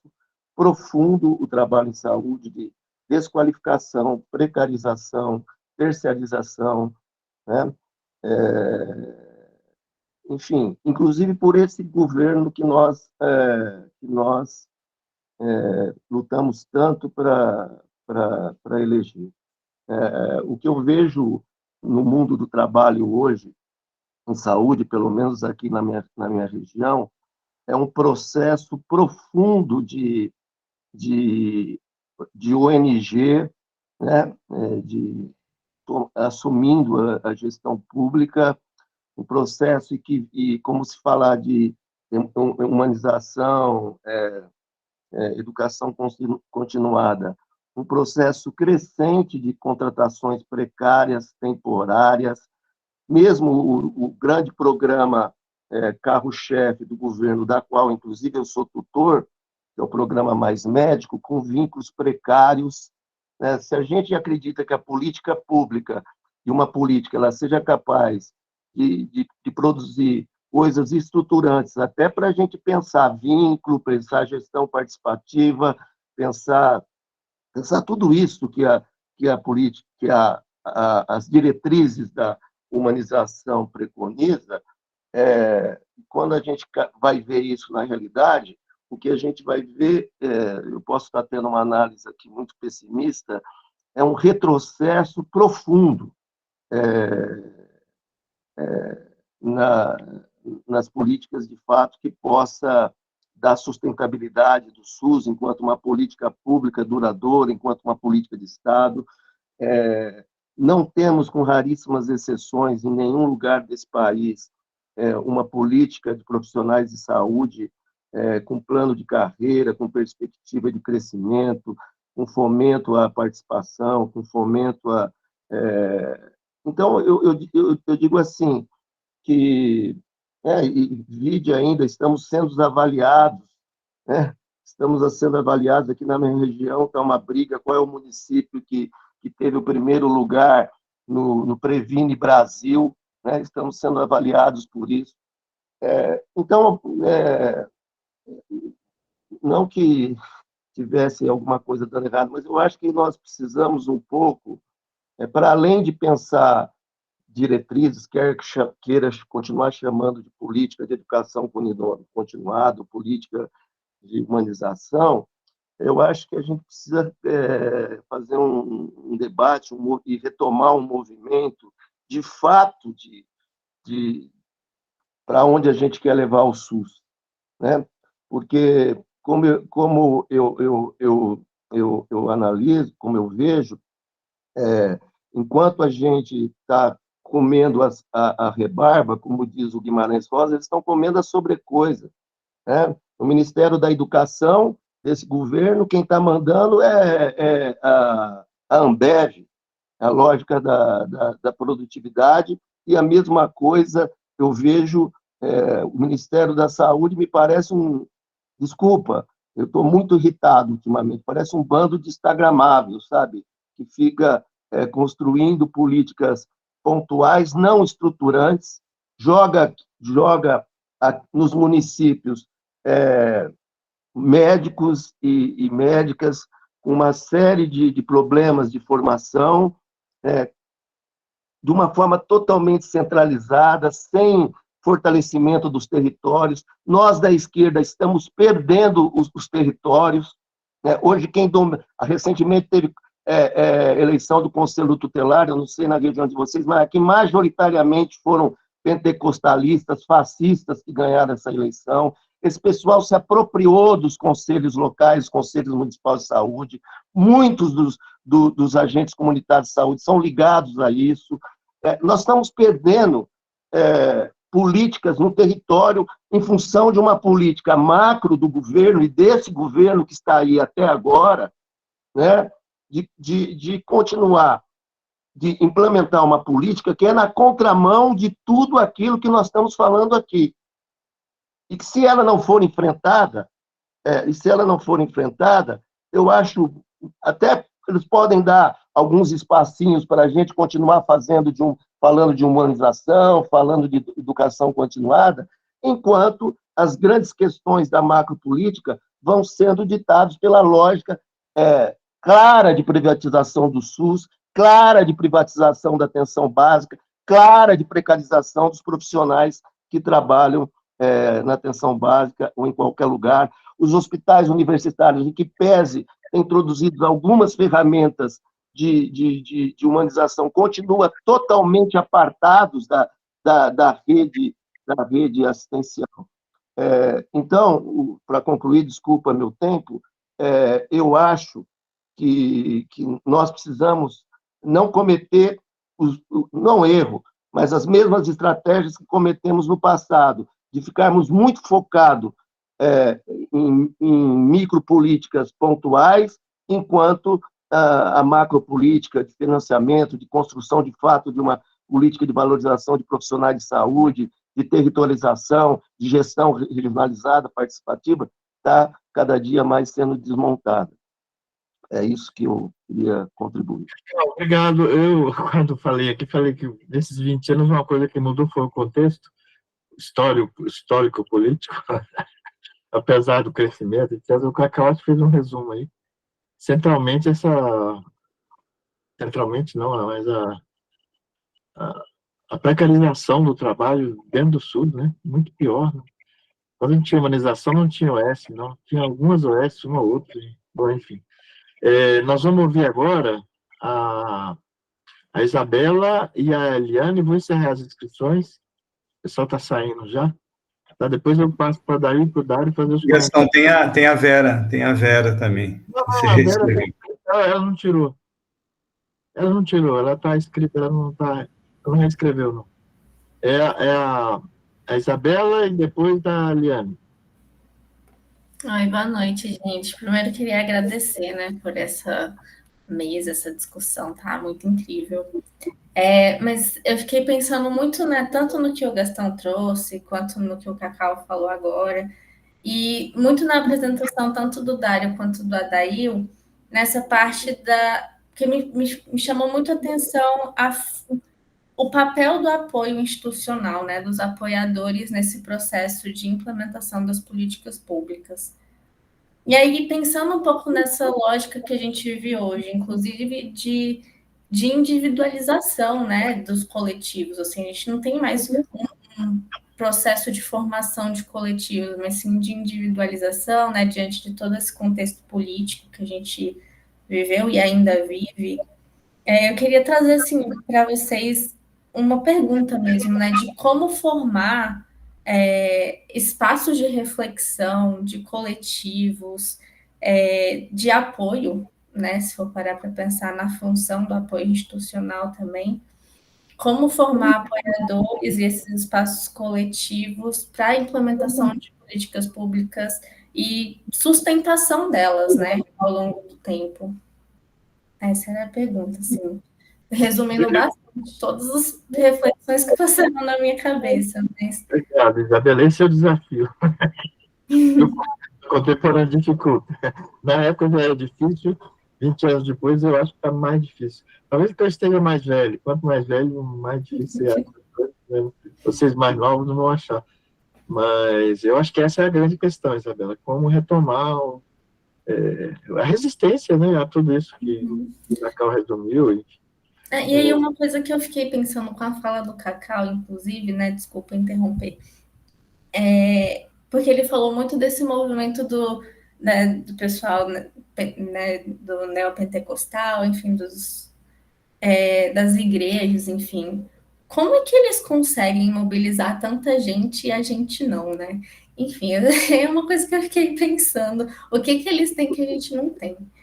20 anos atrás, a gente conseguia mobilizar muita gente, viu? Nos anos 80, 90, muita gente. Pois é, e por que a gente não está fazendo hoje? O SUS, nesse país conservador, enfim. Mas vamos, acho que essa é a reflexão que a gente tem que recolocar, viu, Isabela? Vamos ouvir a Eliane?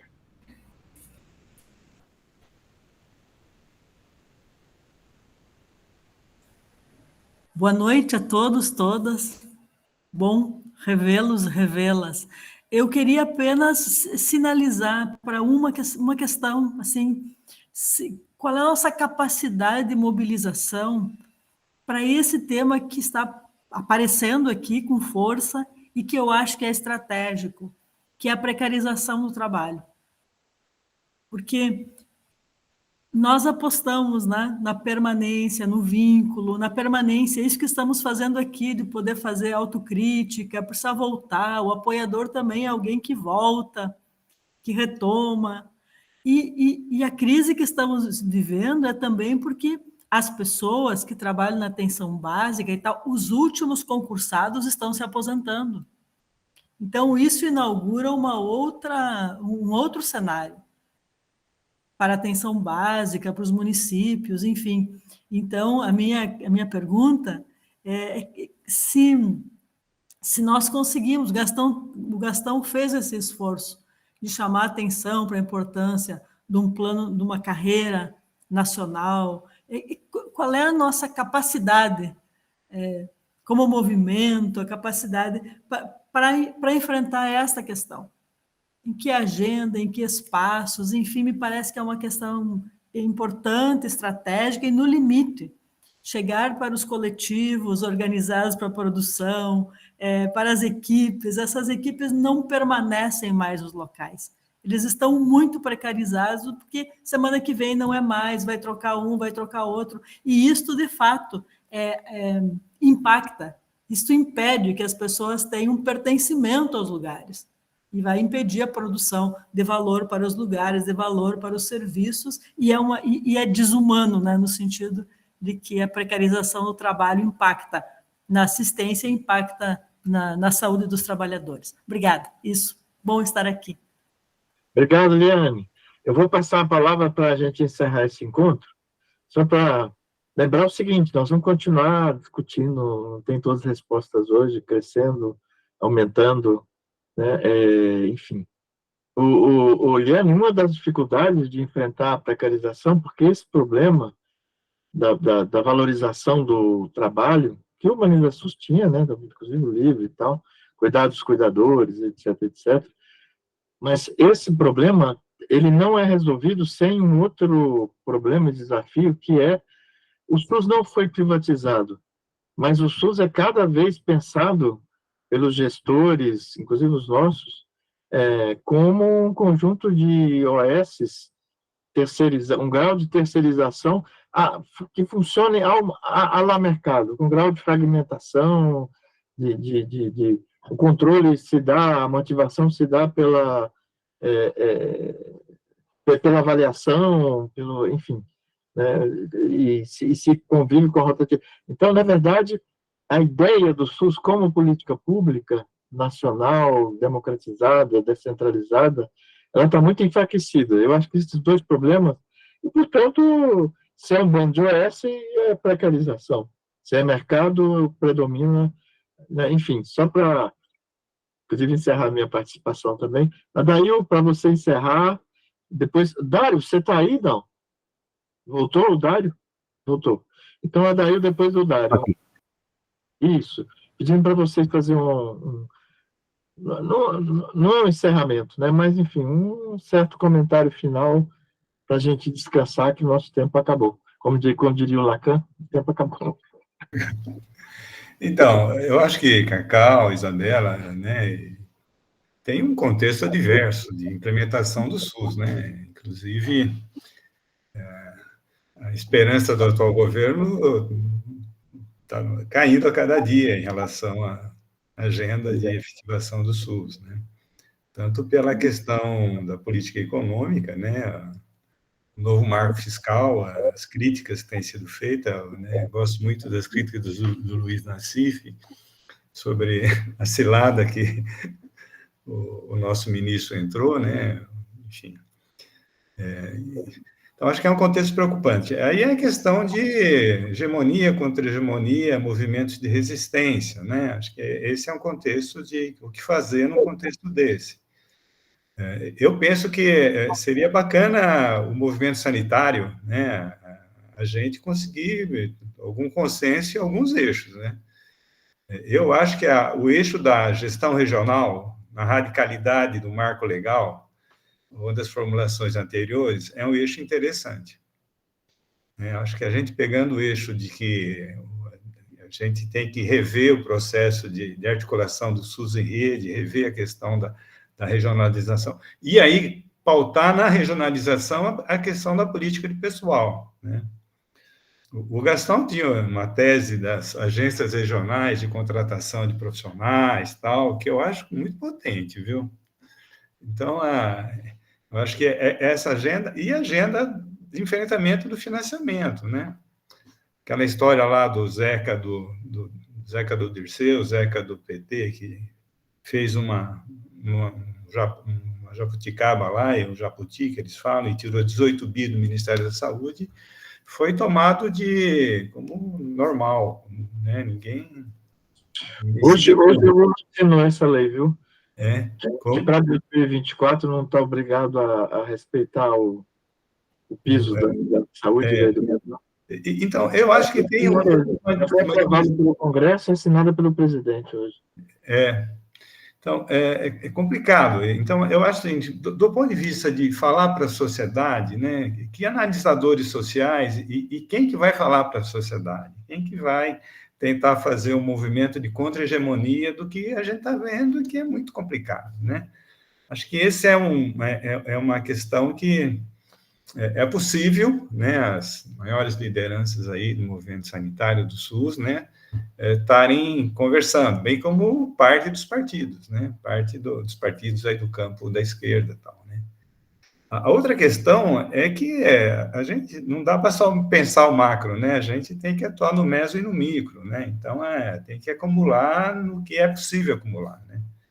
Eu acho onde é que a maioria de nós está atuando, principalmente no micro, né? A gente está lá fazendo curso de especialização para profissionais de saúde da família, para o pessoal que vai atuar na equipe multiprofissional, a gente está lá com os acadêmicos de 1º ao 5º ano, a gente está na supervisão dos mais médicos, a gente está disputando projetos sociais, né? Jeito de estar no mundo, né? Então, eu acho que a grande questão é, de fato, o movimento sanitário conseguir uma unidade em torno de uma ou duas estratégias e enfrentar, e para a disputa política em relação a isso. A disputa política é com eleição de prefeito, fazer efeito de demonstração, articular com bancada para não engolir, bater panela quando tem que bater panela, né, enfim, ter capacidade de espernear e de discutir com a sociedade o que significa isso, né?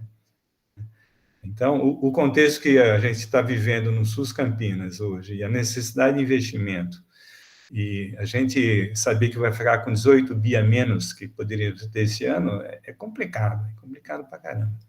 Então, ele tem unidade de saúde, que é para ter 4 equipes, né, de saúde da família, tem 20 mil habitantes e tal.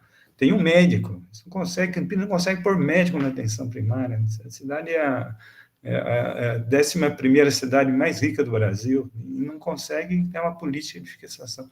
Isso tem que causar indignação na sociedade. Então, a nossa capacidade de causar indignação na sociedade está baixa ainda. E quando eu falo nossa, dos partidos de esquerda daqui, é a nossa capacidade de falar para a sociedade, enquanto professor, pesquisador, político e tal, né? Então, é um caminho que a gente continua aí, num contexto adverso, mas tem que continuar, né? Bora, vamos que vamos, né? Vamos que vamos. Vamos fazer as disputas possíveis no espaço singular nosso, no espaço... Quando tem espaço de gestão, é tentar fazer efeito de demonstração e produzir conhecimento, né? E tem várias coisas interessantes, né? Eu estou a fim de conhecer um pouco mais a experiência da cidade de Araraquara, de construção do SUS, né? Hoje eu tive contato com uma residente de medicina de família de lá, pelo que ela me contou, eu achei que tem coisa interessante acontecendo lá em Araraquara, que a gente pode tomar como efeito de demonstração, né? Mas é isso, Cacau, o Cacau me contratou na prefeitura de Campinas, quando acabei de me formar, e mandou trabalhar no Capivari. Eu era o único médico com 2 agentes de saúde para atender a população hipercarente. Então.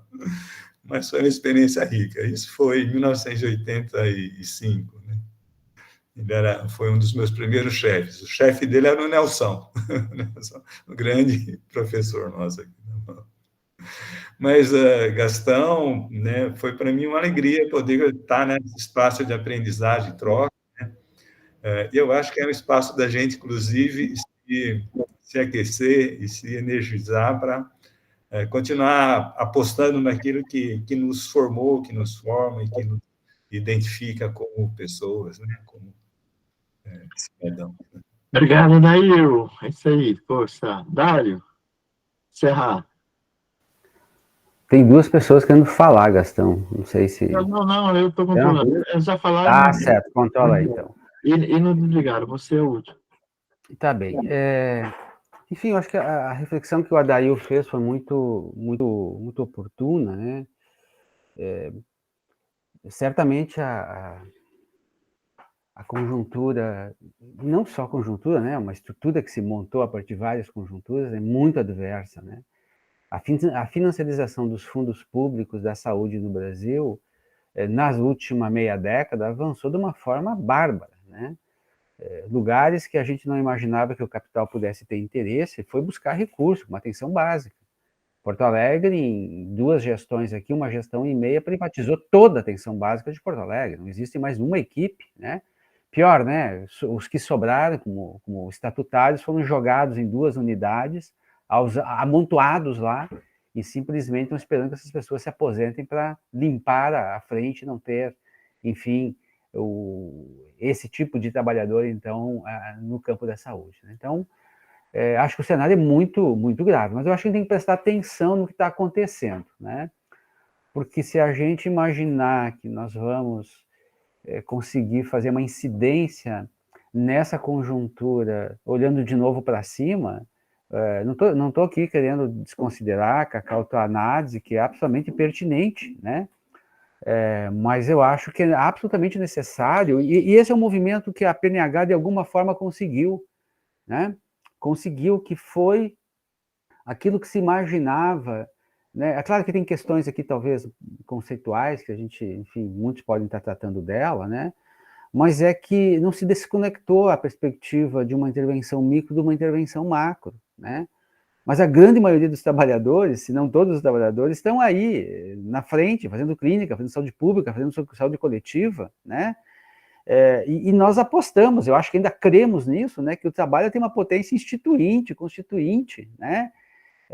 Então, eu acho que seria interessante que a gente pudesse, em alguma medida, manter essa perspectiva de que a gente tem espaço de intervenção na saúde, considerando, inclusive, todas essas adversidades, né? Porque há um contingente enorme de trabalhadores, são milhões de trabalhadores de saúde em sofrimento agudo, né? Eu tenho experimentado alguns espaços de intervenção em Porto Alegre, inclusive com parte dessas equipes, né? Que não tem qualquer tipo de amparo, e a única coisa que eles ouvem é o discurso do lado de lá, né? E, portanto, permitir a fala, né? Criar espaço para falar dessa experiência horrorosa de ser trabalhador da saúde nesses contextos, ela ainda é muito significativa, eu acho que ela é muito potente. Ela é muito potente, né? Sob o risco de como se imaginava, né? Eu conversava com alguns argentinos na semana passada da eleição, né? Tinha alguns na tragédia argentina, que é bom que o Milei se eleja de uma vez, para a gente, vai ser uma hecatombe, né? Nessa hecatombe a gente vai conseguir, né, criar alternativas, né? Porque, na verdade, parece que a gente está fazendo uma política da enganação, né? Eu dizia, Deus me livre, a gente teve uma experiência de 4 anos de bolsonarismo aqui, que foi uma hecatombe, né? E isso não nos deu uma capacidade maior de reatividade ou de combatividade política, né? Aliás, trouxe muitas preocupações para nós, né? Mas acho que estamos na disputa, acho que, como diz a Dail, estamos na disputa num cenário muito grave, muito crítico. E eu acho, para terminar, a crise fundamental no SUS é uma crise da experimentação no mundo do municipalismo, né? Os municípios têm muita dificuldade, até porque nós temos dificuldade de chegar a eles, de estar fazendo alternativas, talvez seja Edinho, Araraquara e mais quem, né, que a gente possa ouvir falar, que está experimentando coisas novas, inclusive disputando alguma direção com o Ministério da Saúde, né? Vai acontecer aqui agora, dia 30 e 31, em Porto Alegre, o 33º Congresso do COSEMES, aqui do estado do Rio Grande do Sul. Vários estudantes nossos que estão aqui vão participar, inclusive, da relatoria desse congresso, que a gente acertou aqui, para qualificar a relatoria. E, gente, o Congresso é um Congresso técnico-burocrático, né? porque vão discutir o Previne Brasil, como pegar dinheiro de emenda parlamentar. Isso virou a experiência municipal de saúde do Brasil, né? Quando que a gente disputava, né? As políticas que nós fomos criando, inovadoras no SUS, foram políticas criadas e experimentadas no mundo municipal, no local, no municipal, que foram se espraiando, que foram, né? E daqui a pouco viram políticas. Então, hoje, há um deserto. Eu lembro, para terminar, quando o Gastão vai para Brasília, né? Na primeira reunião lá no Ministério da Saúde, acho que é um dia depois do Natal, e o Gastão volta, reúne uma equipe que está aí no Paideia, lá em Campinas, e diz o seguinte: aquilo lá é um deserto de ideias. Se a gente não for capaz de arrumar um time, né, de colocar ideias naquela máquina, não faz sentido ir lá, nem estar lá, né? Então, eu acho que, em grande medida, a gente vive um pouco esse cenário de um certo deserto de ideias, né? Inclusive, uma certa incapacidade de desejar. Se a gente não abrir, Cacau, né, isso eu tenho aprendido aqui muito com os movimentos negros, né? Se a gente não abrir o nosso imaginário para passar outras imagens do mundo possível, a gente vai ver que não tem saída, né? A saída é tentar se aposentar, né? Como nós, né? Faltando 5 anos para aposentar, estou louco para me aposentar, né? Até para fazer outras coisas, mas a gente vai perdendo, inclusive, o desejo, né?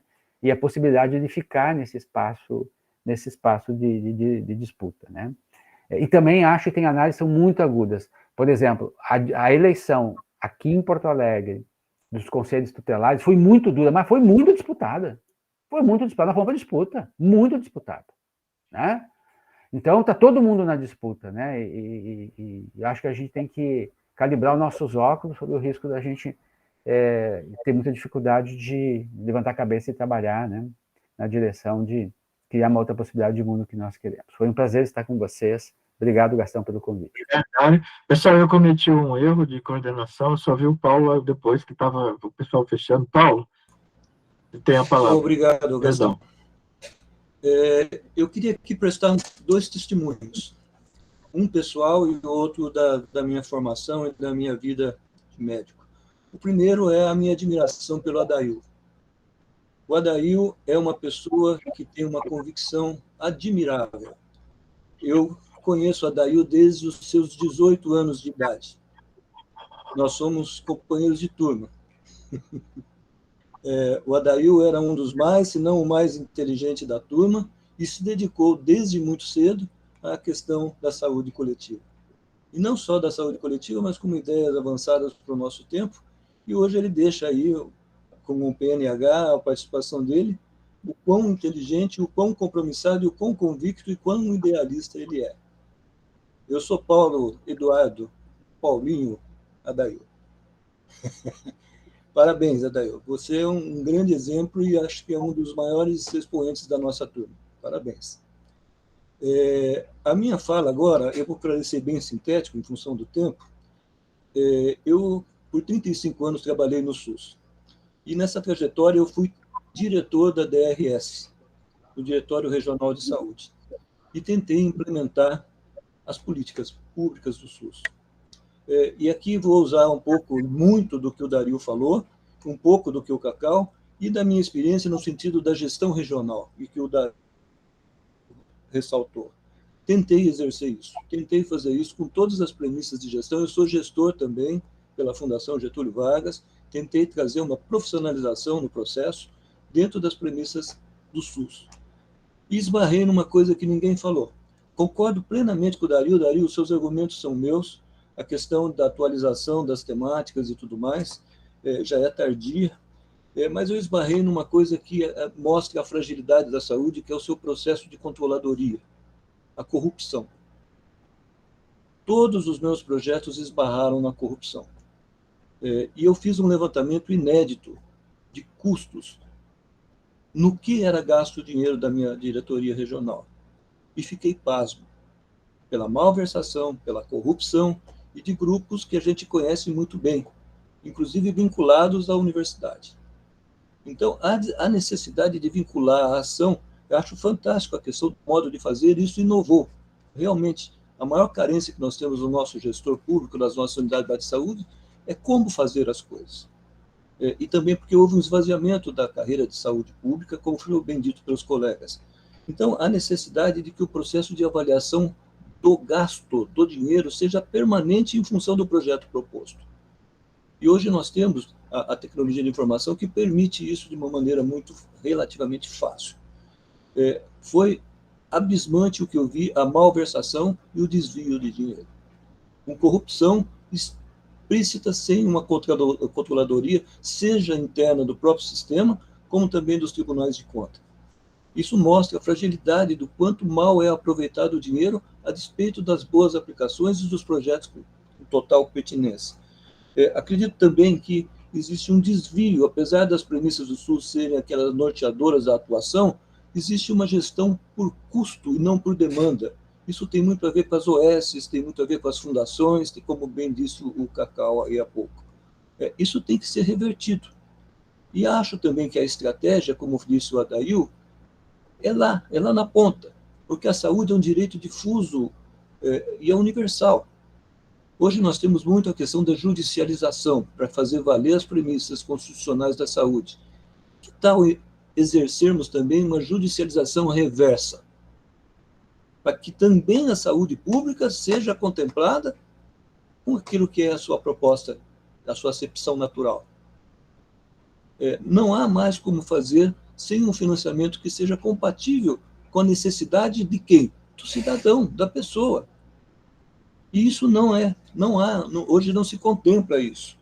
Então, mais do que nunca, quando se fala na questão tríplice, né, a representação social se esvaziou, como bem disse o Gastão, hoje ela é espaço da milícia, é espaço dos agentes ilegais, é espaço das igrejas que se utilizam disso também. Há necessidade de que haja lei, que haja uma premissa legal que estabeleça que esses espaços não possam ser utilizados dessa maneira. Se não houver uma sustentação legal, nós dificilmente conseguiremos implementar quaisquer projetos. Quando o Dario fala do rol de projetos e tudo mais, é esse o caminho, os elementos básicos de formatação já existem. A implementação, a prática, a avaliação constante lá na ponta de resultados, nós temos também um critério muito falho nesse sentido. Então, mais no sentido de trazer uma contribuição de alguém que esteve na tentativa de implementar e fazer acontecer essas premissas e se esbarrou na fragilidade do próprio sistema. Essa teria que ser tratada de qualquer forma, essa própria judicialização a nosso favor, e não como tem acontecido aí na medicina privada. Obrigado, Paulo. Gente, muito obrigado.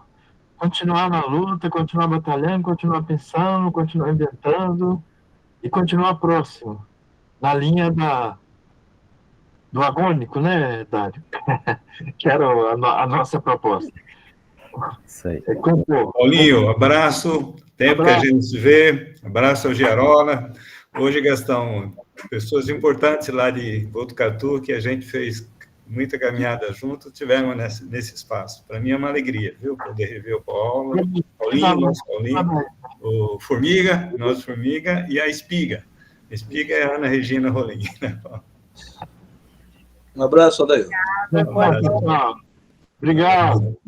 Boa noite, gente. Boa noite, obrigada. Boa noite.